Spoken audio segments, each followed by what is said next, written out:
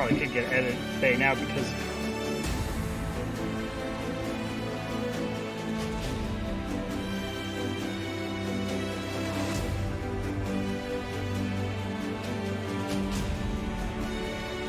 would just say, "Hey, I'm anywhere. I get one office." Yes. Stretch and flex. Honestly, Penthouse. if I did work every day in the office, I could probably easily get my own edit bay office. But even when I was in the office, I liked the accountability of just being in a cubicle outside my boss's office, so that if she ever did look up, she's like, "Oh yeah, no, he's doing stuff." Because I just know, well, just for the fact that the reason I had problems with my admin password today was I installed a PlayStation Remote Play on the computer. So like, it's that kind of thing. It's like that just speaks to me. Is like, what has changed? PlayStation app that messes with passwords. no, the PlayStation thing wasn't the problem. It was just the Mac installer like permission. It did the same thing for when I reinstalled Zoom right now. But that's another thing that like drove me crazy is when they set up this computer. Rather than let me choose, like he was like, "Okay, use your current password as your login." I'm like, "Okay," and then I assumed he had it set.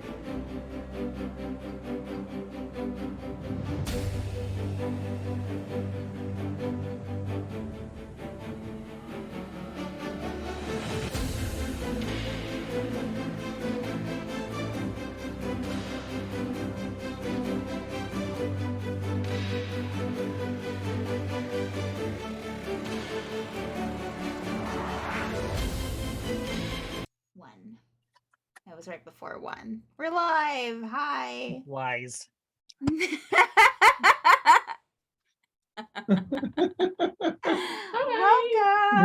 to another Yay. The Forsaken, episode 109. We are that was weird. I brought up my Spotify and a weird flashing blue light was all over it, like I was at a rager or something. Drop the beat. Yeah.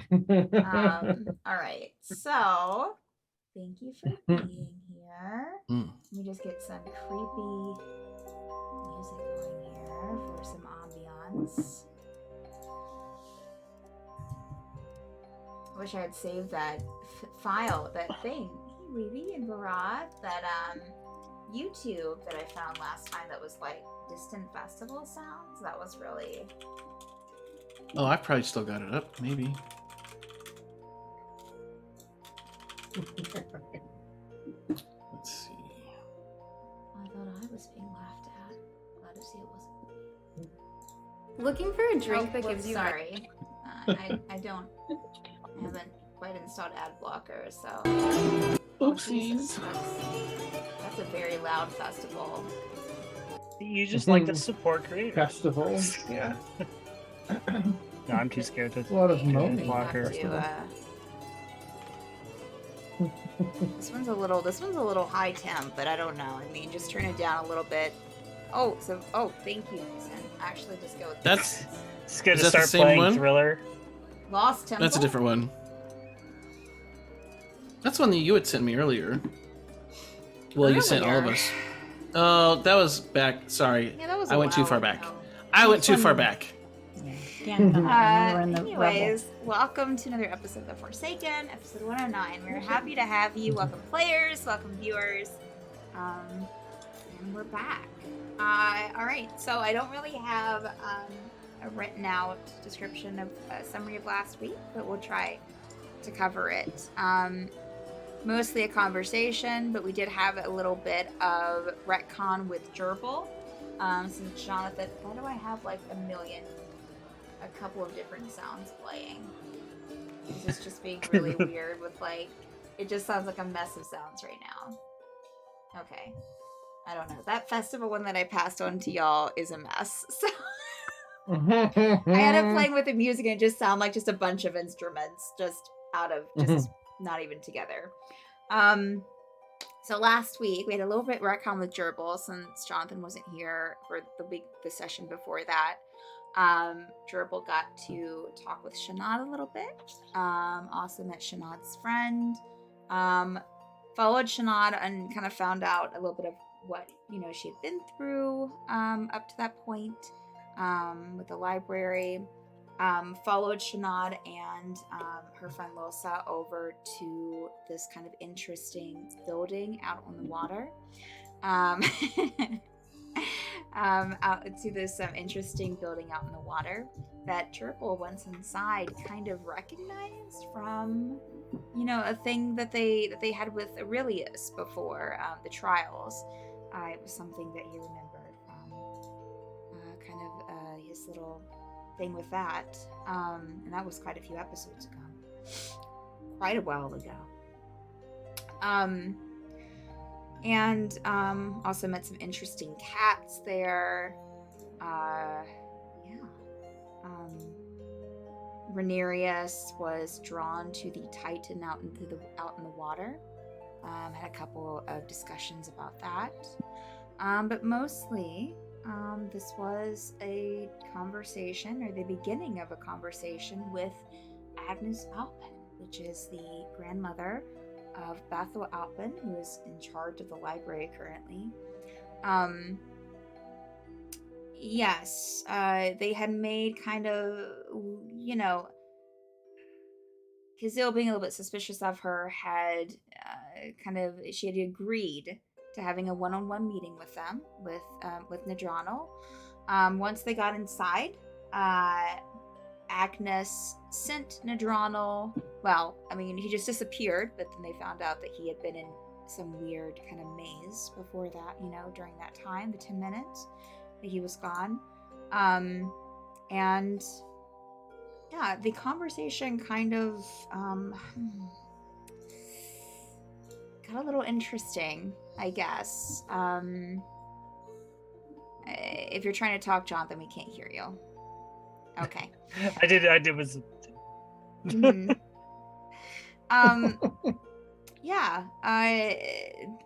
Agnes kind of revealed a few things about, why she had, or tried to explain why she had went to the library, and then ended up coming back.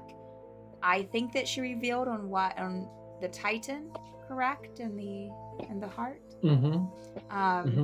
Revealed that she had kind of released, opened the heart in the box and released something to that she had a dream, and that she needed to bring that to the Titan, and release whatever was inside to the Titan. And Nadranal all seemed kind of news to Nadranal.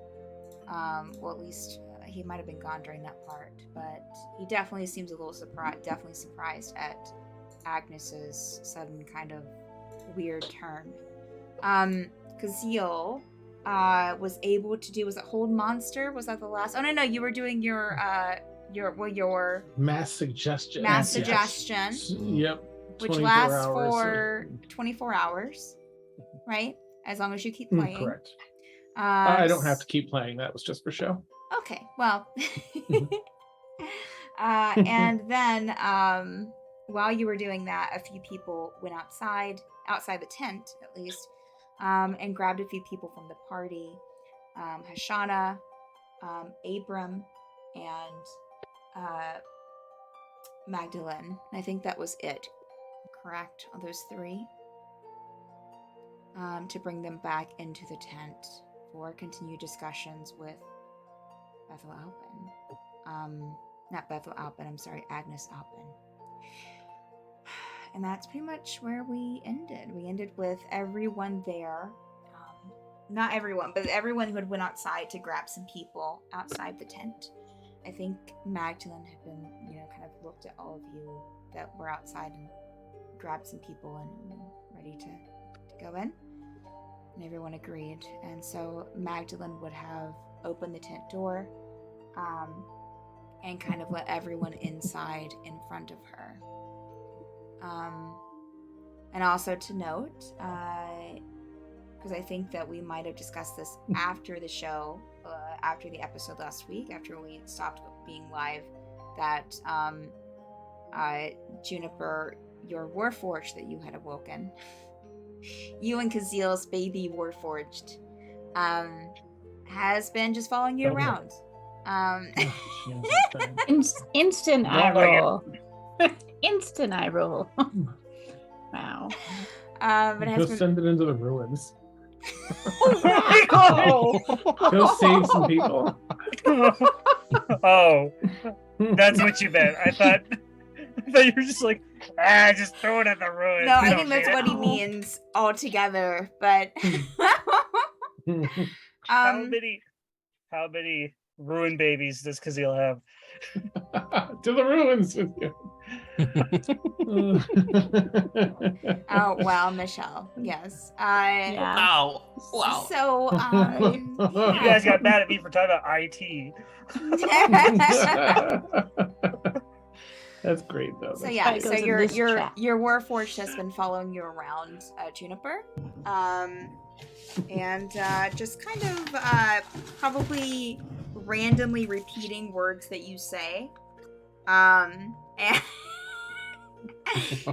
That should be good. if it sees you like helping something, Yeah. helping someone or doing something, it will mimic that action and kind of do the same. But it seems. One of my lights went out. I'm not sure why. Oh, there it is. What am I doing? Okay, we're not going to worry about that right this second. Nope, not going to worry about it. Not going to worry about it. Okay. So, yeah. So That's my believing face. so Did they follow us into the tent, or were they waiting outside the tent during the? the Warforged? The Warforged would have Yeah. definitely followed you in, unless you would have asked it to not. Just outside. No. Okay. No, it would have probably just stood behind me and been It's awkward. pretty much staying with you for the most part, Juniper. Anytime it gets closer to Kazil, I'll just Sometimes it'll try to bring him follow back. Kazil. To kind of, Double my pace. and anytime Aw. anytime that you like when you left the tent earlier, it would have and maybe Kazil would have noticed this with us playing, it would have stopped and looked at Kazil and looked at you and looked at Kazil and would have followed you out. Okay. Okay.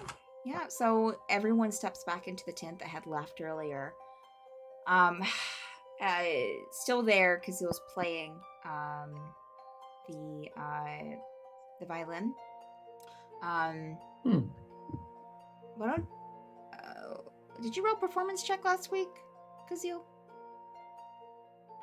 I don't think so. Not for Roll a that. performance check for me. Let's see how good this sounds. I know that I'm pretty sure it will be fine, but just for Give it a shot, right? funsies. Yeah.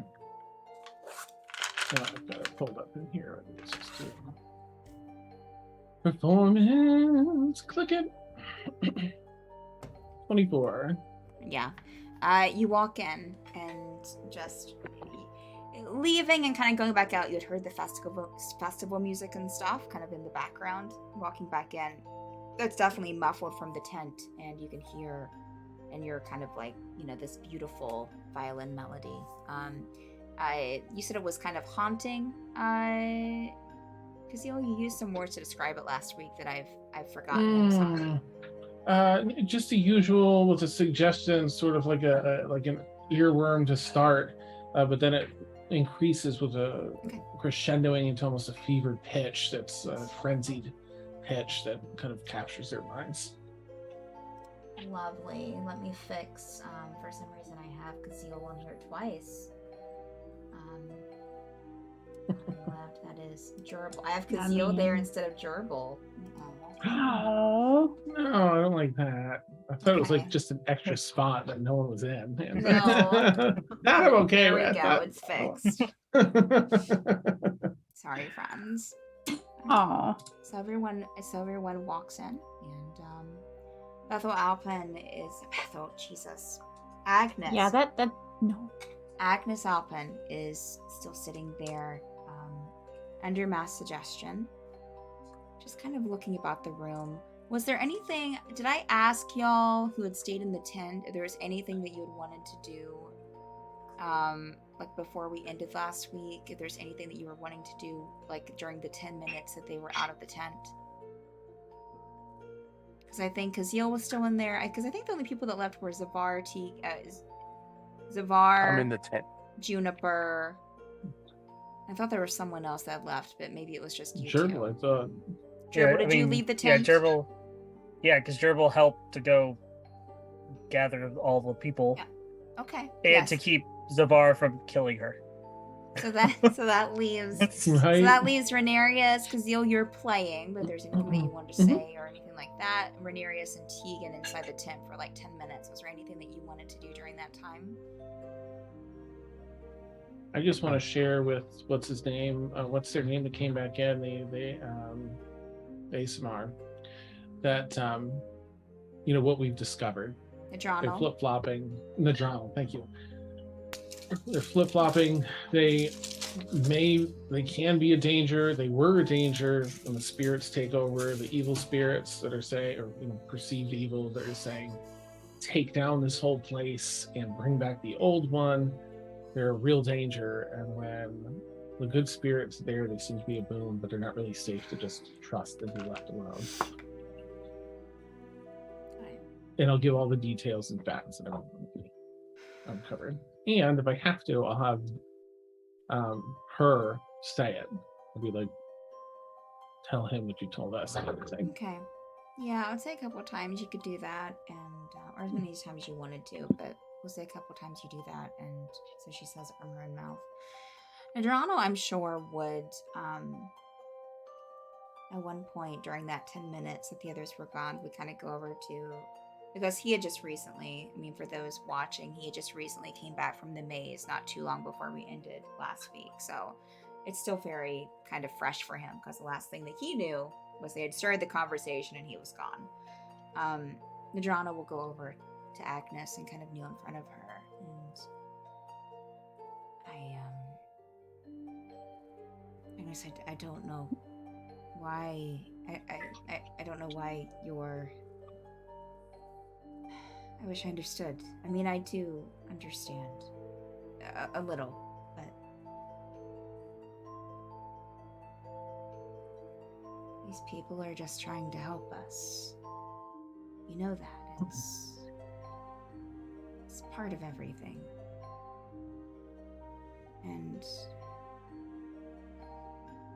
Agnes won't necessarily look away pointedly but would definitely kind of just stay to herself, because you'll see this in anyone else, Rhaenyra and Tegan, if you're looking at Agnes during this time, you'll see her just kind of very keep to herself and look down into her lap and just kind of look to the side just a bit, trying to, I would say especially Tegan, you would notice it kind of seems like she's trying to avoid Nadrano's eyes, looking him in the eyes.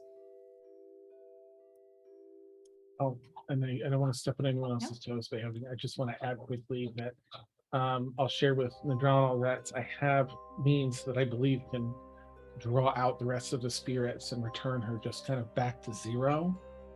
and that was part of our conversation with her, and her concerns about the scarring left behind, but that I can do that, so it might not be as great of an ebb and flow between those two things.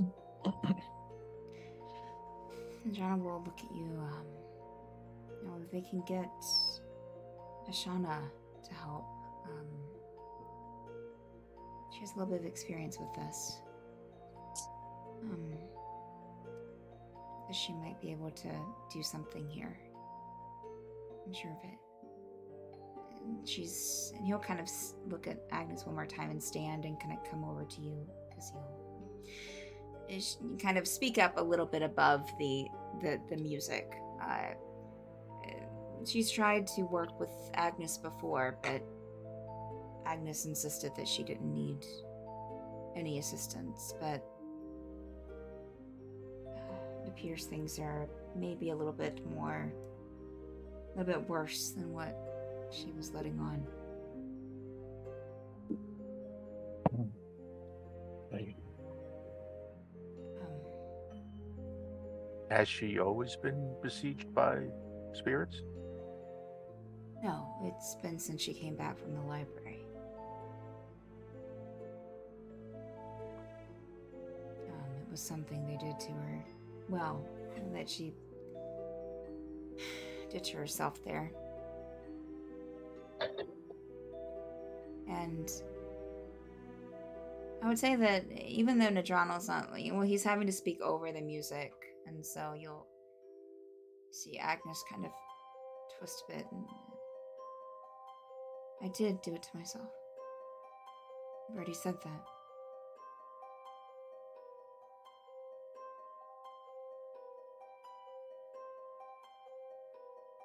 And if nothing else, then the others, well, you'll see the tent.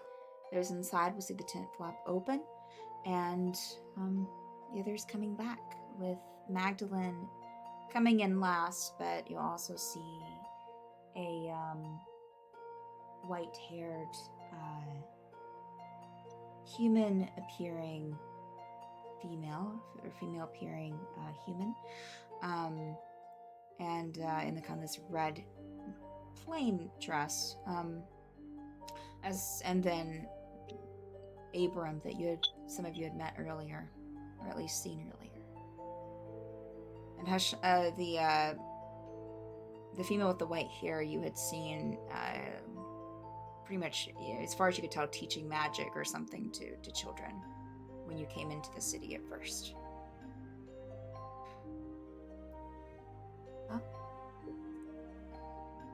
Well, where Magdalene will speak up. Sorry, I'll have to say their names so you don't. It's interesting you're speaking. Magdalene will. Well, we're here, and she'll kind of look at Agnes and give a nod, and Agnes will just kind of look up at them for a moment and then put her head back down. Out of character, our telepathic bond is still up. Oh. Are you saying that or asking? No, I'm asking. How long does it stay up? It lasts an hour. You put it up while you were in the tent, correct? It was during the first round of questioning after she was held. Yeah, I would say you have another probably 20 minutes on it. Okay.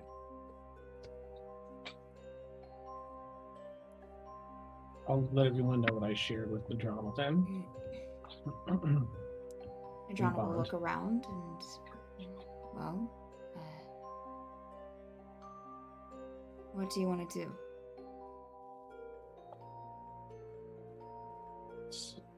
Well, that's up to you. We're just once she attacked, we know how to do this. Now that we have a better idea of what was happening, I mean, it's not really our place, but I think for me to feel safe here, I'd like to have an idea at least of what you plan to do. Clearly the can't just be out on their own, or I would have shared too, get their blood, and all those other thoughts in our head, just I'd like to see what you have to show us tomorrow, but I'd like to know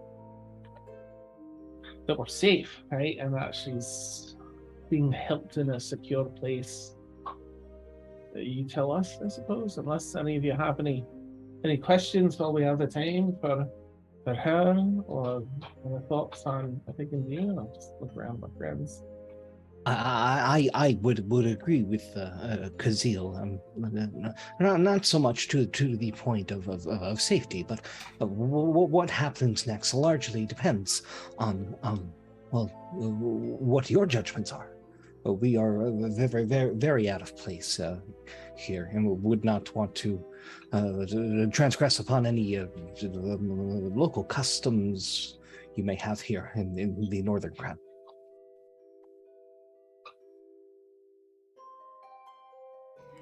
Our customs are pretty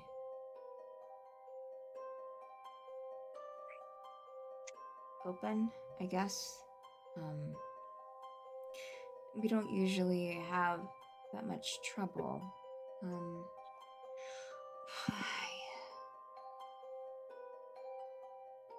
I guess you can see why I'm at a crossroads, right? I definitely want to keep you safe. I also definitely, at least in a way, understand Agnes's turmoil. Do you want... Well, taking a list, what Yes. what do you do? I mean, obviously you remove spirits from others. What have you been doing with those spirits? He looks over to the white-haired female. Well, we let Hashana take care of that. Hashana will kind of clear her throat. Yes. I am Kalashtar. I don't know if you know what that means, but we deal with dreams, or at least the realm of the plane of dreams. I've found that ever since I was younger, that I kind of have this way of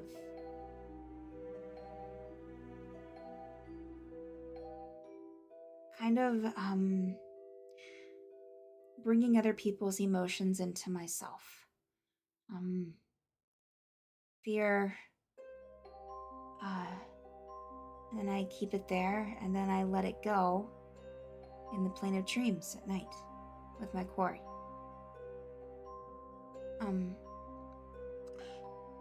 When these things started happening, I realized, surprisingly, that it kind of worked the same way with these souls, these spirits, the mage spirits. If I tried really hard, I can bring them inside myself, and then at night I can take them to the plane of dreams, and my quarry helps guide them to where they belong, to whatever afterlife that means for them. So I've only done probably to kind of look at Agnes, a couple of 3, maybe 4 souls max at a time. So this would be a bit of an experiment, but I'm willing to do it if it means keeping everyone safe. I've tried. I could tell that Agnes has been, to look at Agnes again, a bit troubled, and that these things were in her, but I can't force anyone to do it. I mean, I can, but it's more difficult. That leads me to another question that I have. What happens when you have a person who is possessed or influenced by these spirits, who is a willing participant? But would this all be for naught? Would you be risking your safety if this would happen time and again?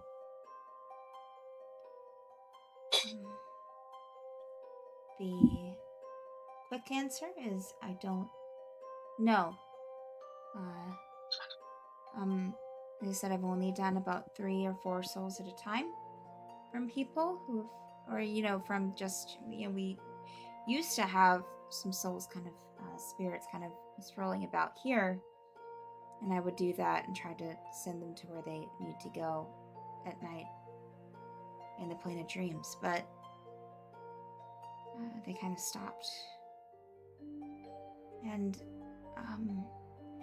I don't know. I'm willing to try.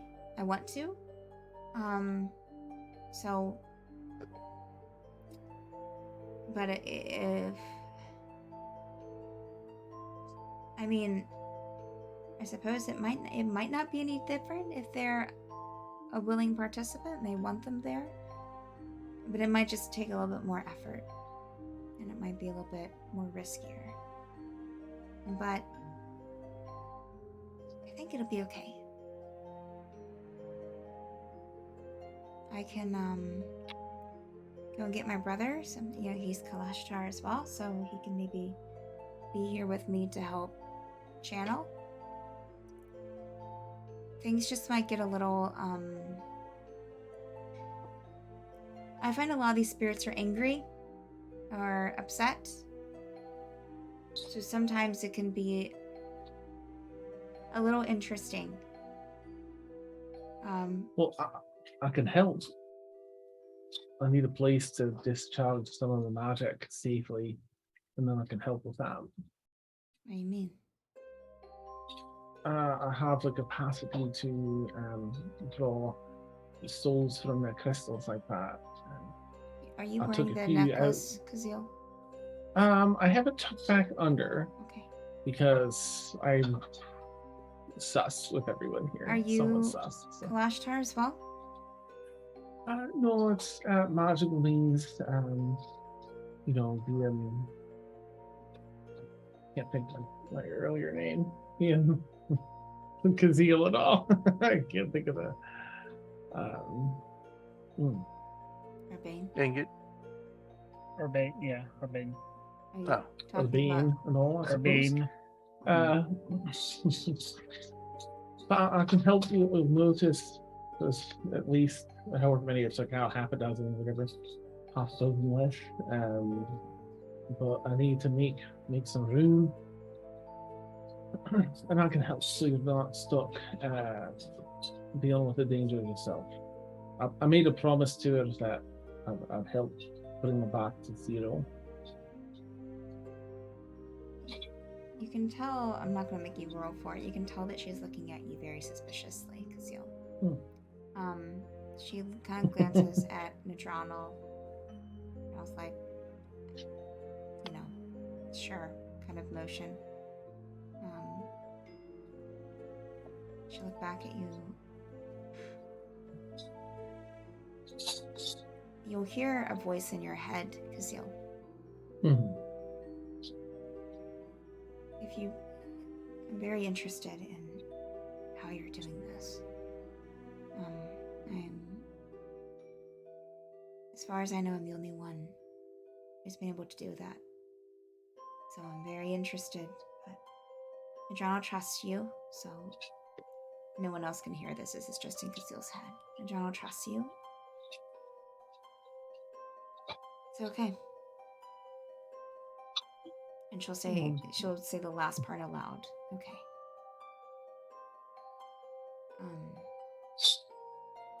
Let me go and get my brother, and so that way he can help me channel things. And she'll kind of glance at Nadranal and Magdalene and head out.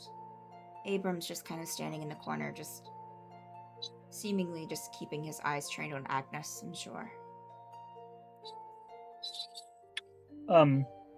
Was Ethera here? I don't think they grabbed Ethera. You did. Oh, no, yeah, Or they Gerbil did talked talk to to her. her. Gerbil did go and Oh, tell that's her. right, Ethera. That's right. Yeah. For some reason, I was thinking the tribe, the Yeah. Rakshasa leader.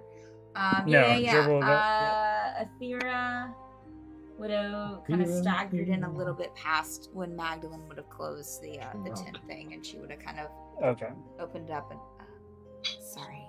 And so she would have been there during this conversation, yes. Okay. I just wanted to make sure if she just was like, nah, not dealing with that. Which is a good point, thank you. I just forgotten that I had invited her in here. Or that y'all had invited her in here. Yeah. So and just to give another kind of just quick descriptor for Aethera, this kind of like cloaked drow woman, dark elf with this kind of scraggly white hair sticking out from a cloak. And she does have a bandage over half of her face, kind of covering one eye, and some scarring on her face as well. She's not covered up like Agnes is, but so you can see on her forearms some scars too. But Aethera would kind of step over to Agnes and kneel down in front of her, similar to how Nadronal did. And please. And you'll see Agnes at first seem very, not really wanting to look at her, but finally kind of look her in the eye. Look Aethera in the eye. What are you doing?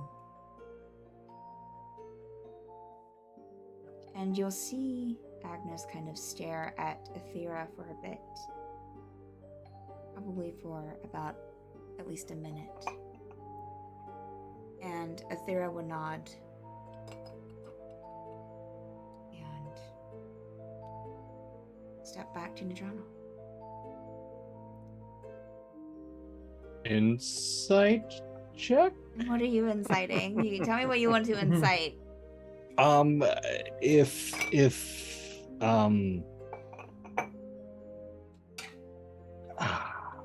I want to insight what may have happened there, if Aethera is someone we can trust, or if she may be another person on the library side. You can try for to roll lack of a for better. it. Your DC is going to be it's a little, yeah. Can Yeah, sure. Gerbil insight check too? But 14. 14. Yeah, I mean, you're so Rhaenyra, you're trying to like study their faces and like. I will say that what you can tell is that they just seem. Agnes. Dang nabbit. Agnes seems just as resilient as she has been this entire time. Aethera seemed very concerned and still seemed concerned when she stood up, but there was kind of like a little nod and almost like acceptance. Gerbil, what were you insight checking? I was gonna specifically insight check Aethera's like emotions, like. Sure. But I mean, you said she looked concerned. I don't know. Is that concerned an emotion? Sure. Yeah. It doesn't matter. I rolled you're- a 2. Gerbil's not paying attention. You Sorry try for to try to read into it, and you're just kind of like, yeah. Okay. Anything else anyone wants to do before Hashana gets back with her brother? Okay. You would see this, Hashana would return probably like about 6-7 minutes later. Another white-haired, well, not another, but another person with white-haired, human appearing, male seeming, will step into the tent behind her. She will, he just kind of nods at all of you. And, I was trying to see if I could grab his name, but I'm not sure. Might be lost to the notes of time.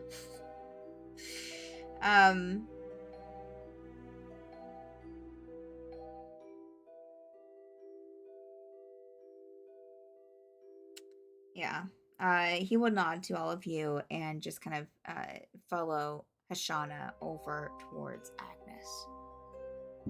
But I sh- before you begin, is there any way we might be of assistance in this matter? And anything to be cautious of, anything to react to should things go awry?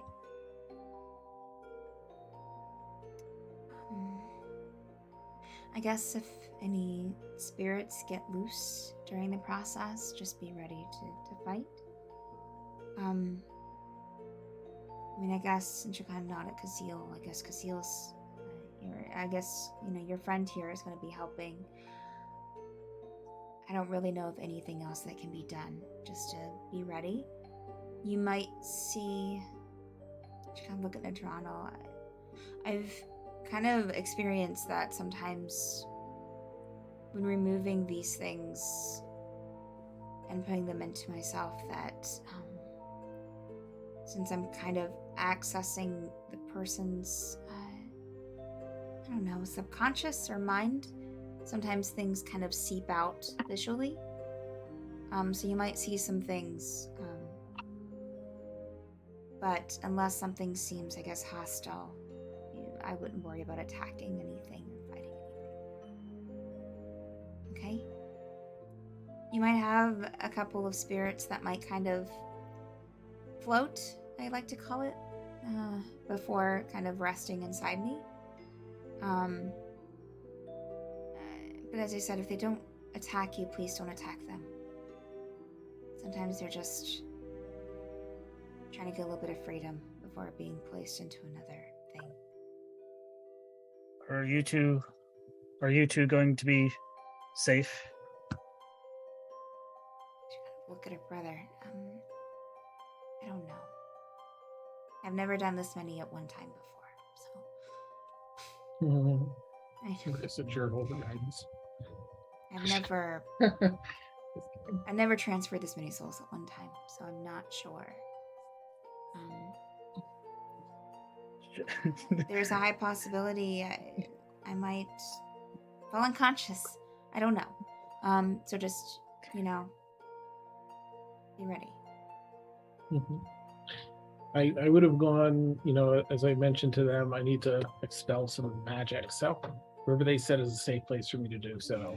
Empty, vacant space. I would bathroom. say Magdalene would probably avoid take, these spells. I just need to just empty this out. Uh, Magdalene would Won't show take 30 you, seconds. because the tent's already kind of separated from not too much because it wasn't too far out from. So Magdalene would just kind of take you outside the tent probably, and back a few tents away from where people are still kind of having the festival stuff and eating and stuff. Take you out there and shoot you. Just kidding. Oh no! Take you out Yeah. back. So you're just kind of emptying some magic out of the. I'm casting 3 spells. I've used most of my higher level ones, but I have 3 second level spell slots. I'm gonna just. If I feel like I need more, I'll use all my first level spell slots. That's too. right. We had a fun 5 little of those. thing with this last time. Mm-hmm. So Kazeel. Well, I asked for a safe space. Kazeel, what are you casting? Let's say second level.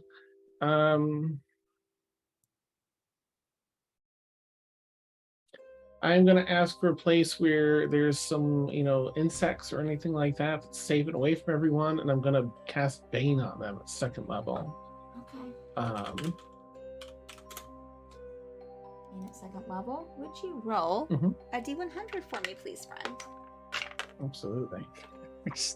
We just hear explosion off in the distance. What brought about the Roach Rebellion? I think Oh, boy. Kazeel. Yeah, 31. All of a sudden, insectoid races appear in dim glint. Primorians. Yeah. Oh no.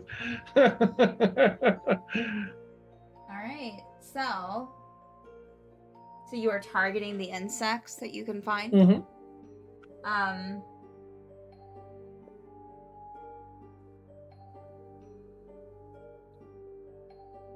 Okay. Yeah.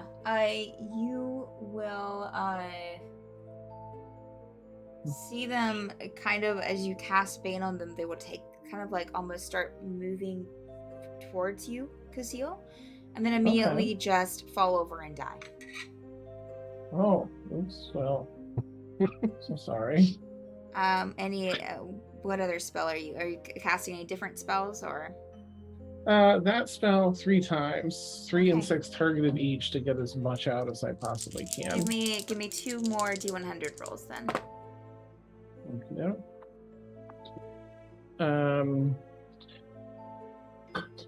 That's, should I always forget, that's it's double 0, so it would have to be in the bottom range. So that's 9 Oh, okay. and 84. Okay. Yeah, the same thing kind of happens the second time. Mhm. And then Oh. the third time you do it, you target 3 other bugs, and you can see kind of little like fireflies kind of like popping up here and there, lighting the area with this nice little like, array. Mhm. They all just drop.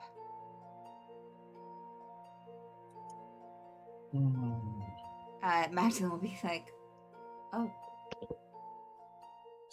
Sorry, no, I'm not trying to do that. I'm just trying to make them less effective with their attacks and any saving throws there.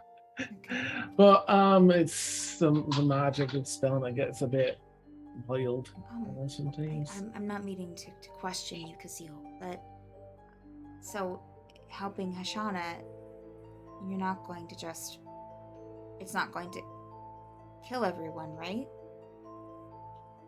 About everyone, you mean Lashana and brother? Right. I mean, you just killed all the bugs in the field. Oh no, so I have a channel magic through something, an item, and it draws in the souls, but it also charges up that focus, and so I have to use the magic from that focus, expel as much as I can, so there's room to draw in more souls. Okay. And fill the top using taking those 6 out. So no, it shouldn't be anything like this, but it will draw in the souls as like back in the tent there. Okay. Same thing I did in the tent. Right. I'm not meaning to question you. I just wanted to make sure. Understand? I'm always happy to clarify. Okay. Are you done? You ready to go back? Can I gauge like if I've expelled a good amount? Because if not, I'm gonna drop like I have one of my first level spell slots left too. So if I feel like Yeah, I would say you probably expelled around yeah. I would say you've taken out probably like 20% of what was in there. okay. I'll just drop all my first levels and to try and clear a little more room. Okay. I'm just gonna exhaust everything and make as much room to help out as much as I can once we're back. All right. Are you looking to empty the entire thing? As much as I can, but I've used most of my big slots. I have 4 first level slots left. Okay. Unless it works with cantrips. And then I will spell the whole I've thing. forgotten like how much you had in there before. You didn't keep note of that, did you? It was at least 80%, but I think Okay. it was fairly close to tapped back off because I had drawn all the spirits out of Ew. Inga. Of the one, also the bottles, right? Didn't you do the bottles too? The bottles, and then I expelled like half of that, so I had room to suck in the ones from Inget, Okay. and then this is expelling that. Unfortunately, I would say that you probably have to use up like a couple of your first levels. I use all 4, just drain as much as Okay. I can. Yeah, I would say you're able to drain it then. Okay, thanks. Give it a nice little tap before heading back. Nice. Nice. Oh my goodness. All right. Okay, Yeah. thank So you. you Children present. head back to the tent. It did take you a little bit of time because it's probably been like maybe like 15 minutes. Okay. Okay. Anything that anyone wants to do during that 15 minutes back at the tent? Okay. Okay. I guess, I mean, since we were waiting, Yeah. just because Dribble feels like he has to like do something to help, he's gonna, as awkwardly as he is by himself, he's gonna give Hashana guidance, Okay. and he's just gonna do it very awkwardly because it's touch. So he's just gonna like bugbear guidance. Bugbear guidance. Nice. Okay. Oh, she'll be like, thank you.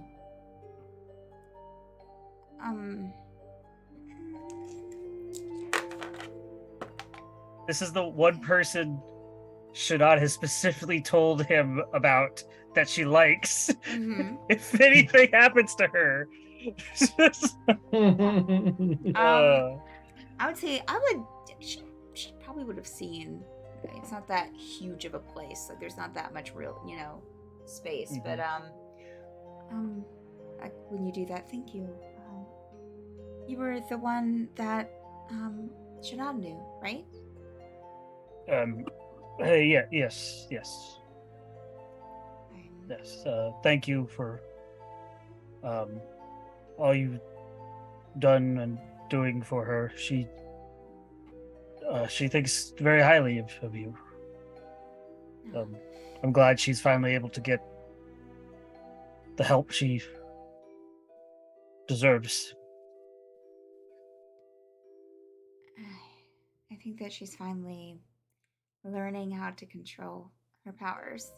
It's been a struggle for her. But I think that once she does, that there's a lot of potential there. But I'm glad that you made it here, that you could see her and visit with her, and I'm sure she'll want to go back. I don't know. We'll worry about that when the time comes.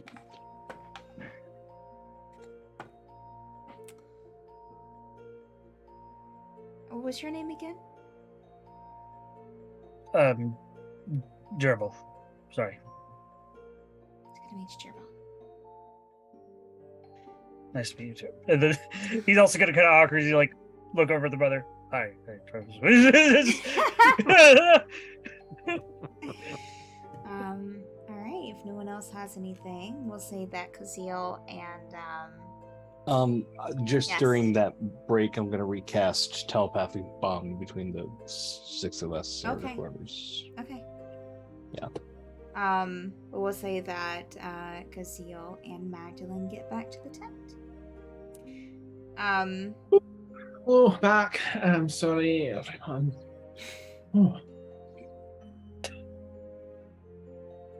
Just, I'm ready. And now I'm ready.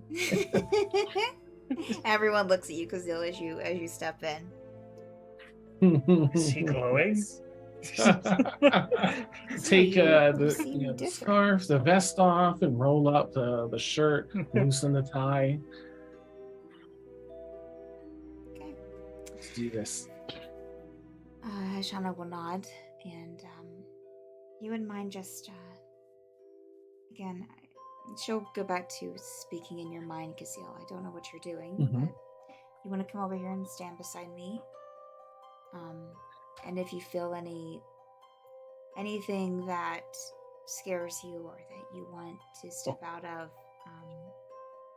just let me know, okay? You can talk to me like Understood. this if you don't want to say it out loud. I'll reply. It's a Hey, flash time thing. That's fantastic. Thank you for listen. I know you don't trust me, and I can't blame you. Right now, I'm a little low on trust myself, so but I will share that there's an item I use to sort of as a focus to channel what I do. So I'll be using that, and that will act as what will draw these souls in. Okay. So she will kind of like kneel down in front of Agnes, so you say Athera, Bethel, Athera, Agnes. That's it. Agnes. She'll kneel down in front of Agnes, and too many NPCs in the same vicinity. Get them out. Nice. She'll kneel down in front of We Agnes. should all sing a chorus And together. Hashana's brother will kind of like stay standing, but kind of be kind of like at the side and kind of look at you, Kazil, to kind of be in the same positioning, so that you're kind of in a semicircle around Agnes.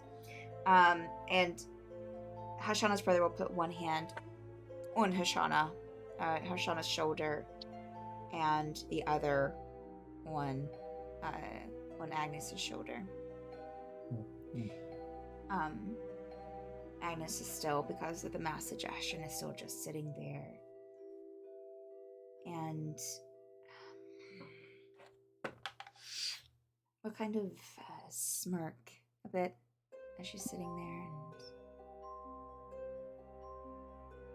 And what are y'all planning on doing?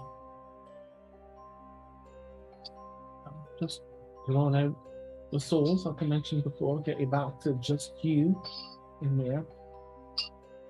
Make a perception check, Kazil, since you're right here. 16 and 26. Okay.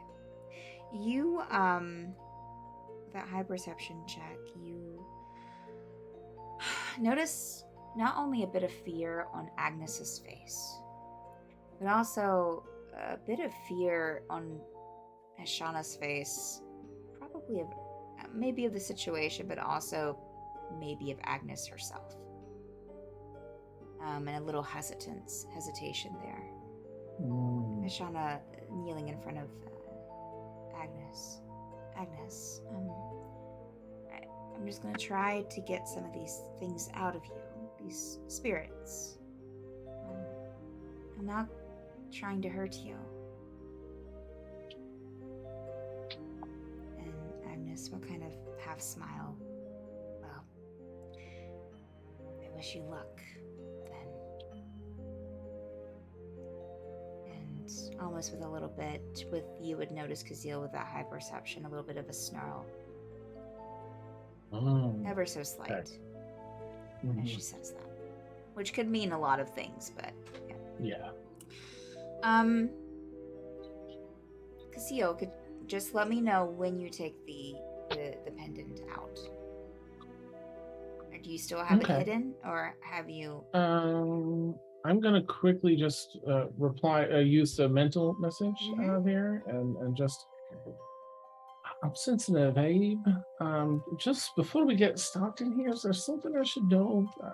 Agnes seems a wee bit scared, worried, or afraid maybe about this. Is that to Hashana? Is this your connection? Yeah, to yep. Sorry. With perhaps you bit too. I don't even mind the challenge, but is there anything I should expect or be prepared for? Hashana will kind of clear her throat and kind of look up at you, and then look away. She kind of intimidates me. She's strong. I get it. So, and she's one of the elders, so I don't want to hurt her if I don't have to. I mean, I couldn't hurt her, but she'd probably most likely hurt me, but... I don't think either of us could. But we'll do this together. And Hashana will put kind of both her two hands on Agnes's knees as she's kneeling there, and her brother again has a hand on Hashana and a hand on Agnes's shoulder, and we'll probably kind of maybe nod at Kazil to kind of do the same. If I will.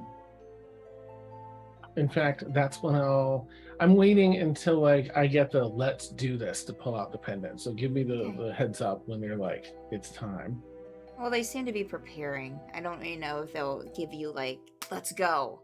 It's not really their I'll style. mental message that. I'll be like, as soon as we're ready to start, please.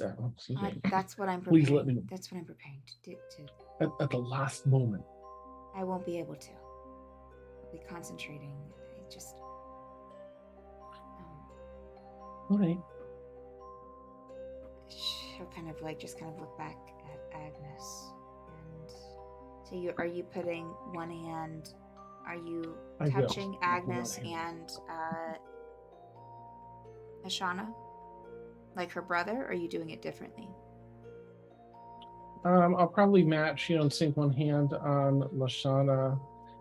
And I guess I don't have to touch the medallion. It's on my person. So,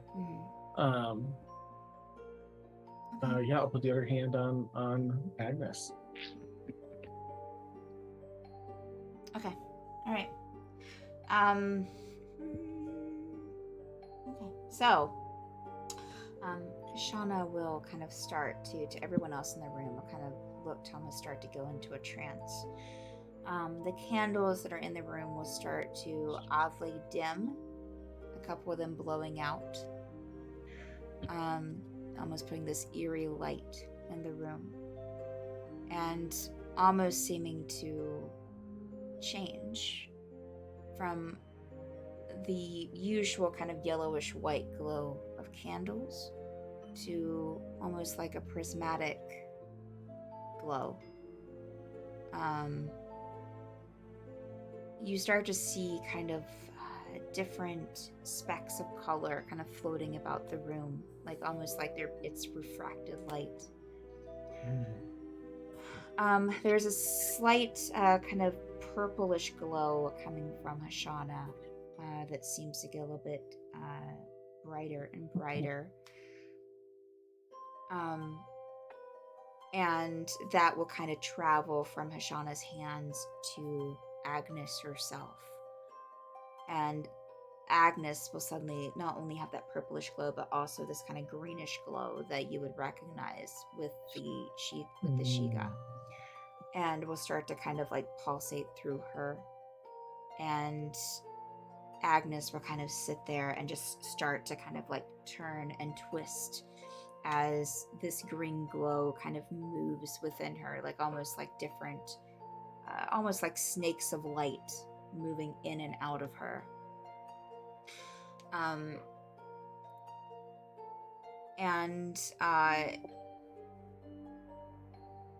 So are you keeping, so just to clarify, Kazeel, are you keeping the pendant hidden? If it operates on my person untucked in, then I'll keep it hidden. Okay. If it doesn't, since I did that identify, so I'd know. If it doesn't, then I would probably approach this a little differently, where I would not put my hands on everyone. When you did identify it, you know what it does. I mean, you haven't tried to use it yet without putting your hands on it. You've been holding it every other time.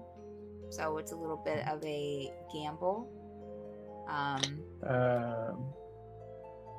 Okay. If I wouldn't know that with identify, then I'll stand back.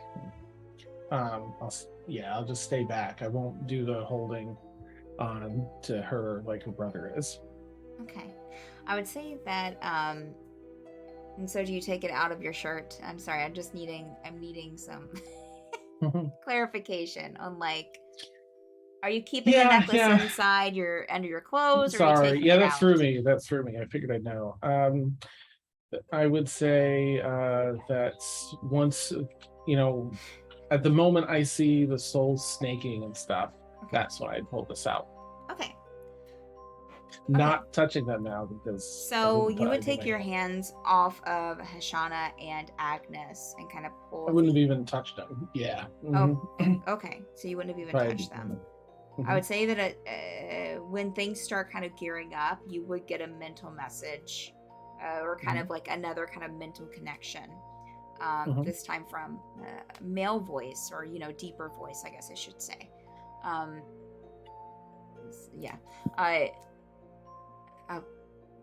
What do you should probably this kind of, I don't know how you're working, but it kind of helps if you're channeling, if you're helping to channel, it kind of helps to touch the recipient and Thank you. I'm unfamiliar with that. If that works, I'm thinking it works for these. So I'll kind of look at maybe the brother. If it works for you two, I don't want to disrupt it. But being separate works for me. Well, thank you. I appreciate it. okay. And he'll kind of seem a little bit alarmed, but kind of go back to kind of like this head bowed and kind of concentrating. When you take the pendant out, Kazil, you'll see, even before you look and kind of see what's happening, you'll see kind of like the green, like everything kind of flickers a bit. The green light flickers, the lighting, the weird kind of like prismatic lighting in the room kind of flickers in and out. And if you look over at Hashanah, she's like looking at your pendant. And will immediately kind of like, you'll hear this Hashanah, like her brother, and she'll immediately kind of like look at you and then like look back at Agnes and put her, keep her hands, and all of that stuff will start returning to prismatic, kind of like that glow to the room, the green kind of energy snaking through Agnes. Did I ask you to roll a D100, Kazil? Not for this. If you could roll a D100 for me, please. Sure. 47.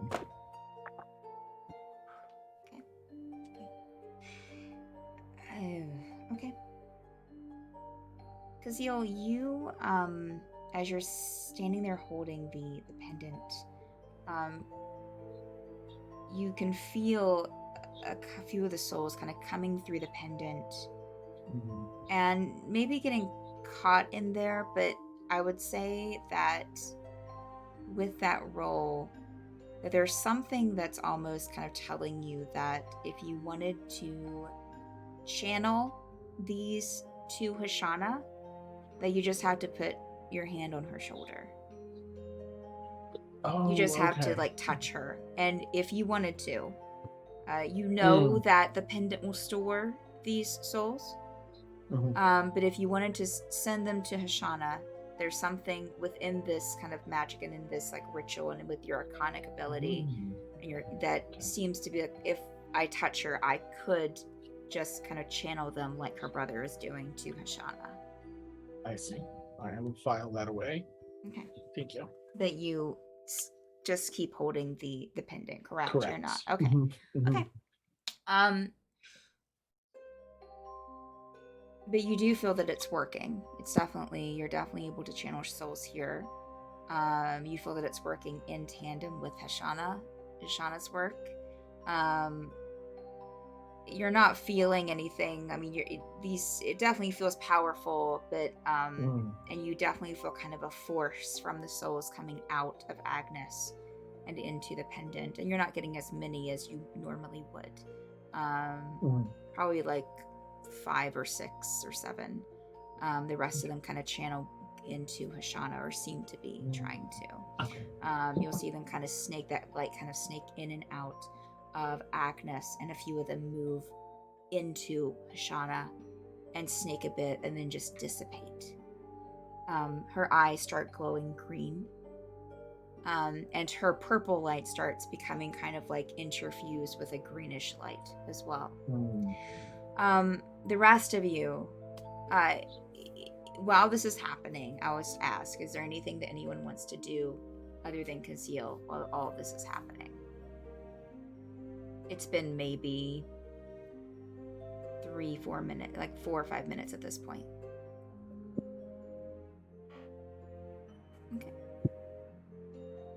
All right. As you're standing there watching all this happen, the rest of you, and you're seeing kind of these souls being sucked into Kazil's pendant, being channeled into Hashanah. And you see this weird kind of prismatic light kind of refracting and reflecting off of the different surfaces of different colors. You start to hear voices. a voice, specifically, that sounds very similar to Agnes's, but maybe a bit younger, a bit less gravelly. And you hear it, no, you need to stop, or let me help you. And you'll see these kind of like flashes, like almost like these very light, like illusions of light in the room. And you'll see a very, fairly beautiful human-looking woman with this kind of brown hair and this beautiful kind of braided bun. And you'll see another figure standing at this kind of table with all this arcane equipment, just kind of poring over books and mixing things, and just very focused. And this woman will kind of be pleading with this person at the desk. Please, Bastille, you have to let me help you, or you need to stop. You can't do this by yourself.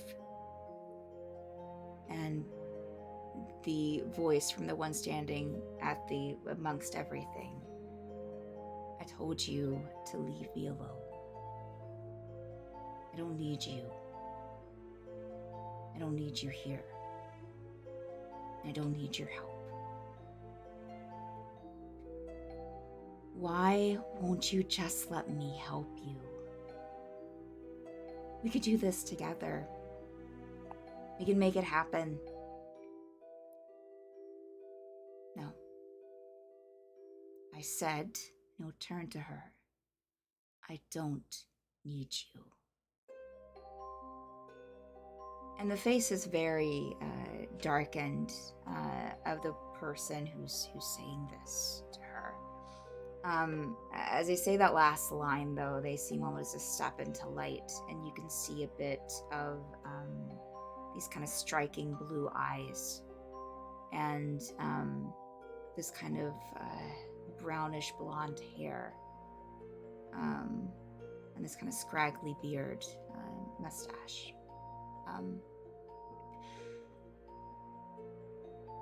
The woman will kind of turn, and you can see her crying, and the image will kind of disappear, and you'll hear, I would do anything to help him. And you'll hear some other voices kind of coming in. He doesn't, there's nothing you can do. We need to leave him. He's becoming too powerful. And you'll hear some screaming and yelling. And just general kind of human chaos of escaping something. But you're not seeing any imagery with this. It's all sounds. And then you'll see kind of the same woman kind of standing almost in the center of this tent in that same kind of light projection. Just kind of looking at past you, or just kind of looking at nothing that you can see, but looking out. Looking a bit older, dressed differently, and looking a bit older. That's what I said. And she'll kind of say in this sad voice, do what you have to for me to finally help him. And just kind of, you can feel, you see these different colors, reds and blues kind of reflecting in this room as the illusion kind of fades out. And you'll hear a kind of a gasp from Hashanah. The light fades. Some of the candles, two of the candles that went out, actually come back. Everything seems a little bit more normal. Kazeel, you don't feel any more souls coming into the pendant. Okay. Ooh, it's hot. I'll put it back around my neck and take a look at it to, see how filled up it is, and then You look tuck it back under my down, shoe. and as you're kind of like tucking the pendant back, and all of you would see as the light comes back, you heard that gasp from Hashana, and Hashana is sprawled out on the floor. Her brother kneeling beside her. Hashana, what? I think we should, he's trying to kind of position her to kind of lie on some of the pillows that are there for people to sit on. And he'll start to feel around for a pulse. I can't feel anything. Can anyone help? Does anyone know any medicine here? Shauna's usually good at this. Pixton? Yeah, I can. She was at I can take a look for sure. So can I go over and try to check for? I believe a in you. pulse? I'll give her inspiration. Okay, what is that? Which Again, is is it D8? D10 10? currently. Okay.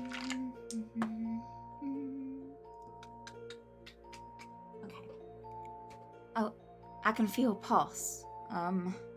Here, I'll give him a little bit of healing. Yeah. Would someone get some water or something?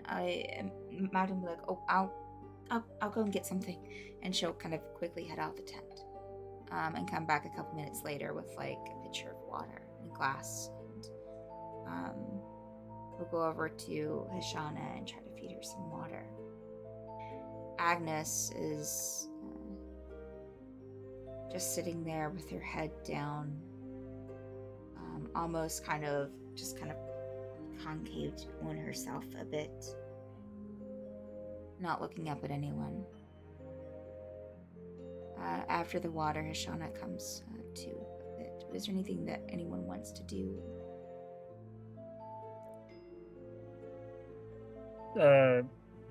Gerbil he'll help wherever he can, but like it's very like basic help. He he can cast guidance and he can shoot arrows, but he only has 3 spell slots and he used those 3 sessions ago. Nice.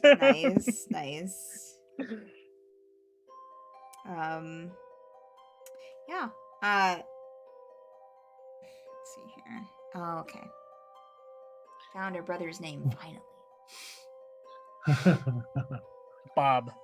But yeah, Hashana has kind of come to and is just kind of like seeming to rest. He was like, and her brother will kind of be like, just rest. It's okay. It's a lot. Like, yeah, I just think I need to lay down here a bit. I'm not feeling too good.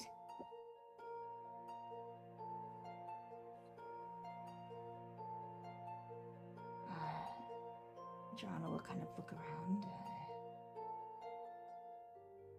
Well, did it work? Look at you. I think, and I'll look at her. He looks at me, and I'll look at her, and just. Shauna currently has her eyes closed and seems to be resting. Any luck with a mental? I mean, you can try. Okay, same thing. Mental link. It works for me, the Donald. And I want to know, are you,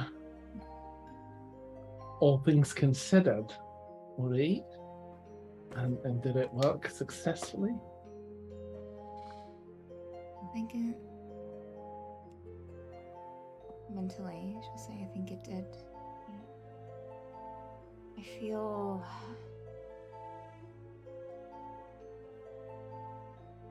a lot right now. I think I just need to I just need to rest for a little bit. Since I know that I could feel her strength when we did that. Is this normal for you? Is this the way you normally are after an intense session of this? Was there anything strange or different?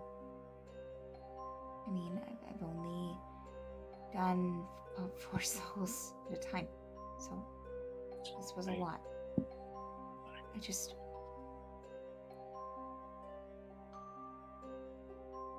very angry. Mm. And they're very sad.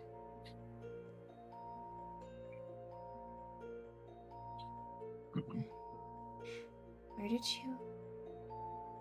you get the pendant?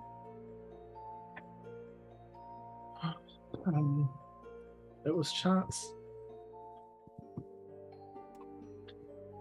from someone that was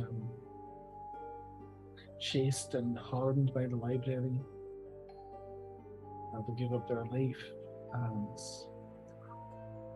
terribly tortured and lost friends, and they entrusted it with me. It's another mission put on. You should keep it close. I dreamt about it.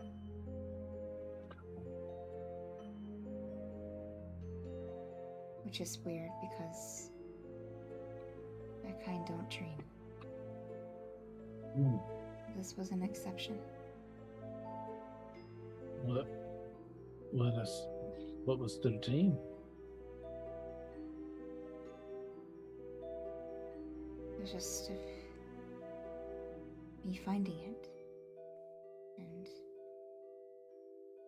it's very powerful.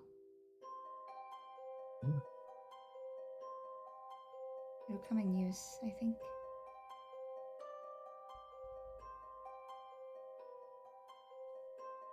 I think that it wanted to use me. Oh. I'm gonna rest for a bit. All right. You did well. You did very well. Did we hear that Nope, conversation? that was all mental. No, it was all mental. Mental. So you see, like, Kazil, kind of looking, doing whatever. He can be doing whatever as he's having it. But Hashan is currently laying down. Sorry, I have something in my eye. Hashan is currently laying down, and Can Gerbil just insight, like, emotion? Like, I know he can't read minds with an insight check, but like, he knows. I mean, he's been Gerbil's been watching Hashana, and now Kazil's like been just staring at her close next to her for like 5 minutes. Gerbil just wants an insight check. I don't know. I mean, during that conversation, Kazil, what do you have been doing? I probably would have knelt down a little bit beside her and just been doing anything I could to kind of like prop her up, help her, anything to make her more comfortable. But Okay. I mean, it's still mental message. There would definitely be some awkward pauses because I'm not trying to hide it. Sure. So there'd be times where I'm just sort of like looking on and be like, well, I don't want people to think I'm just staring at this poor soul. Sure. But there would be moments like that for sure. Sure. Yeah, you can make an insight check, Gerbil. All right. Come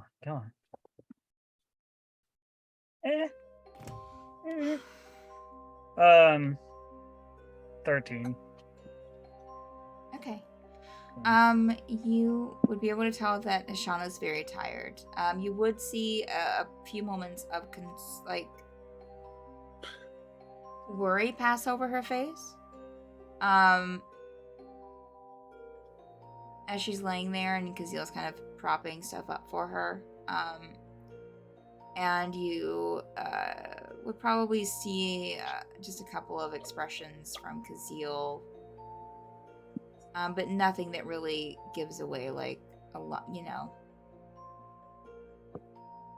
I would say that you'd be able to pick up probably that it seems like there's some kind of may be a message going on.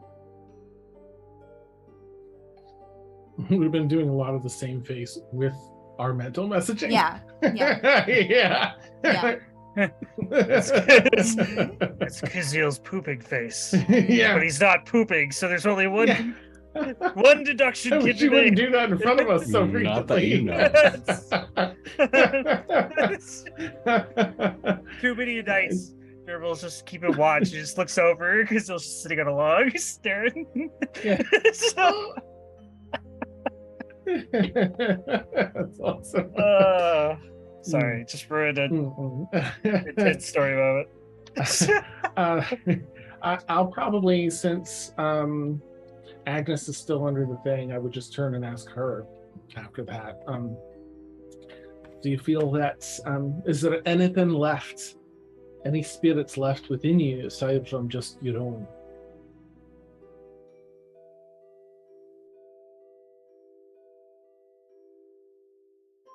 I don't think there's anything left, no. How do you feel? She'll look up and look you in the eye, Kazil. Empty. Imagine.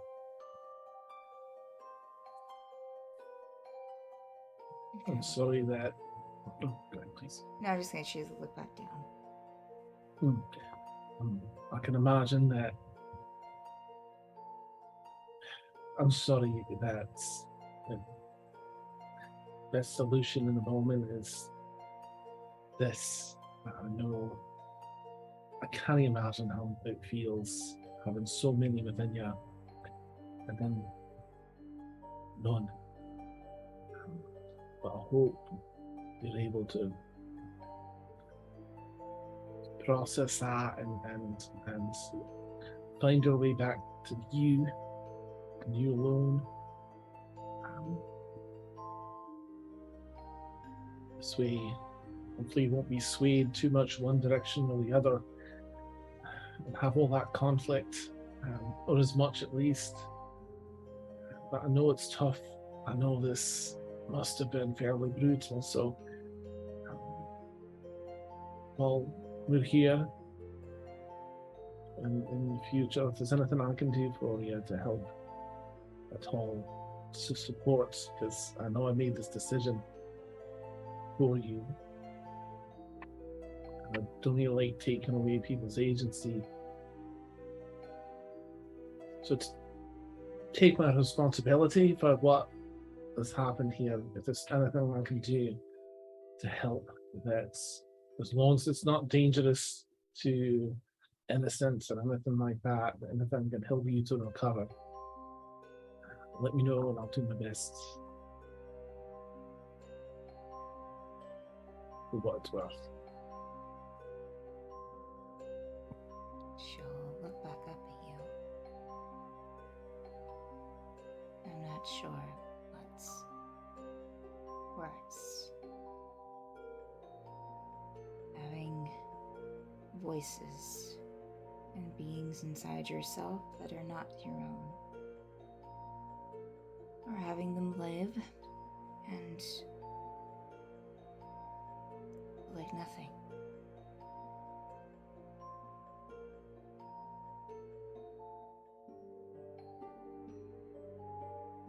I think this world has scraped out of me all that it wants.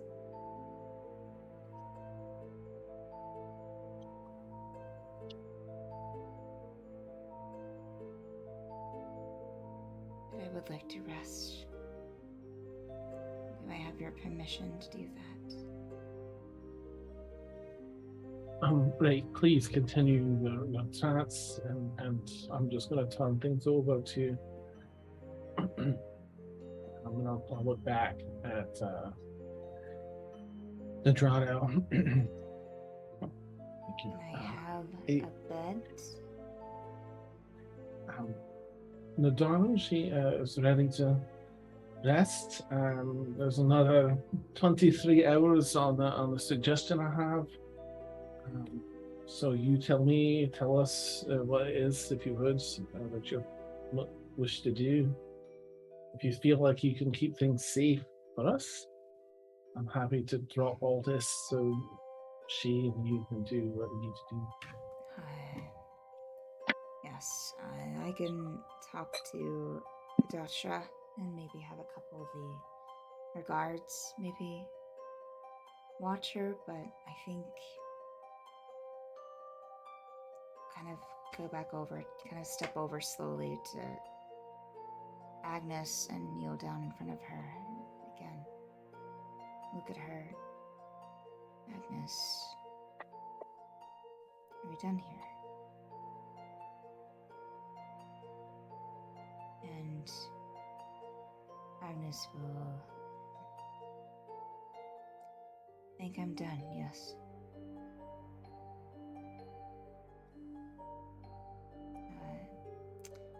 Adriana will nod and look to the rest of you. I'll walk with her and have a couple of Adatra's guards watch her for the night. They'll be able to, I'll ask for 3, and they should be able to contain her if she decides to do anything. Would that be acceptable? If you feel that will keep us safe, then Of course, I definitely want to keep you safe. I'll even try to put extra guards around your tents or where you stay this evening. So. Thank you. And when the guards get here, I'll then have her safely in tow. I'll disengage. Okay. I'll go and talk to Adatra then. And Nadrana will step out of the tent. And I'll say that that's where we'll take our bio break, since it's time. And we will be back in 10 minutes. So viewers, go and get a snack, go to the bathroom, as we will. And we'll be back in 10 minutes time. Alright? Okay. Mics are still hot. Ouch. Okay. All right. Woo! Yeah. Made an old lady sad because we removed all her friends forcibly from her. I know. It's like taking all of the old cat lady's cats. I'm sorry, but there are too many cats. It's not safe. Yeah.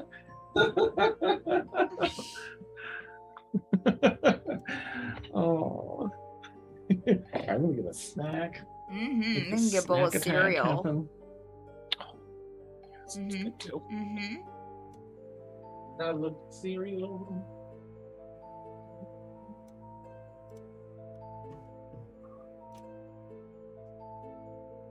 It's so good. Oh, right.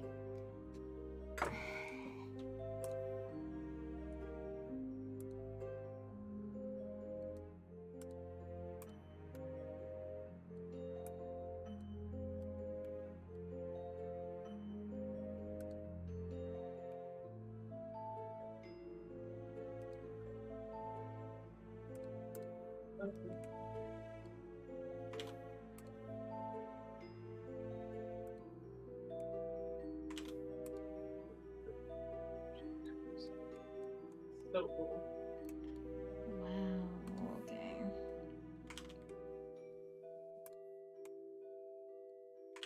It's in the same cup. Oh yeah, wait. It's all like set ready to roll over here. They're still good, yeah. They're nice and hard.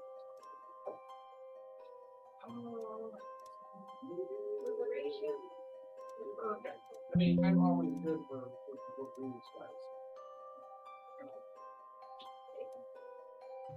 Nice. Needs more lemonade and it's lemonade night.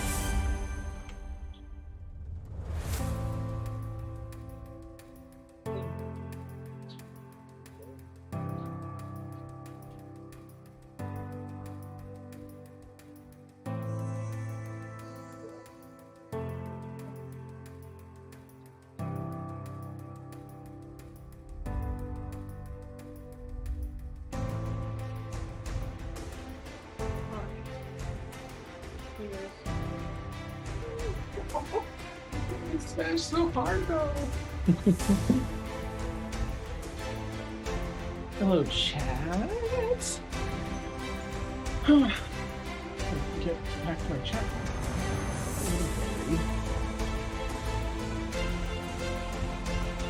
I'd like to list forever. I know. I'm a little worried. Felt a little heavy, a little intense there for Agnes part. But I get it. I get it. Clearly been through a lot. And trauma.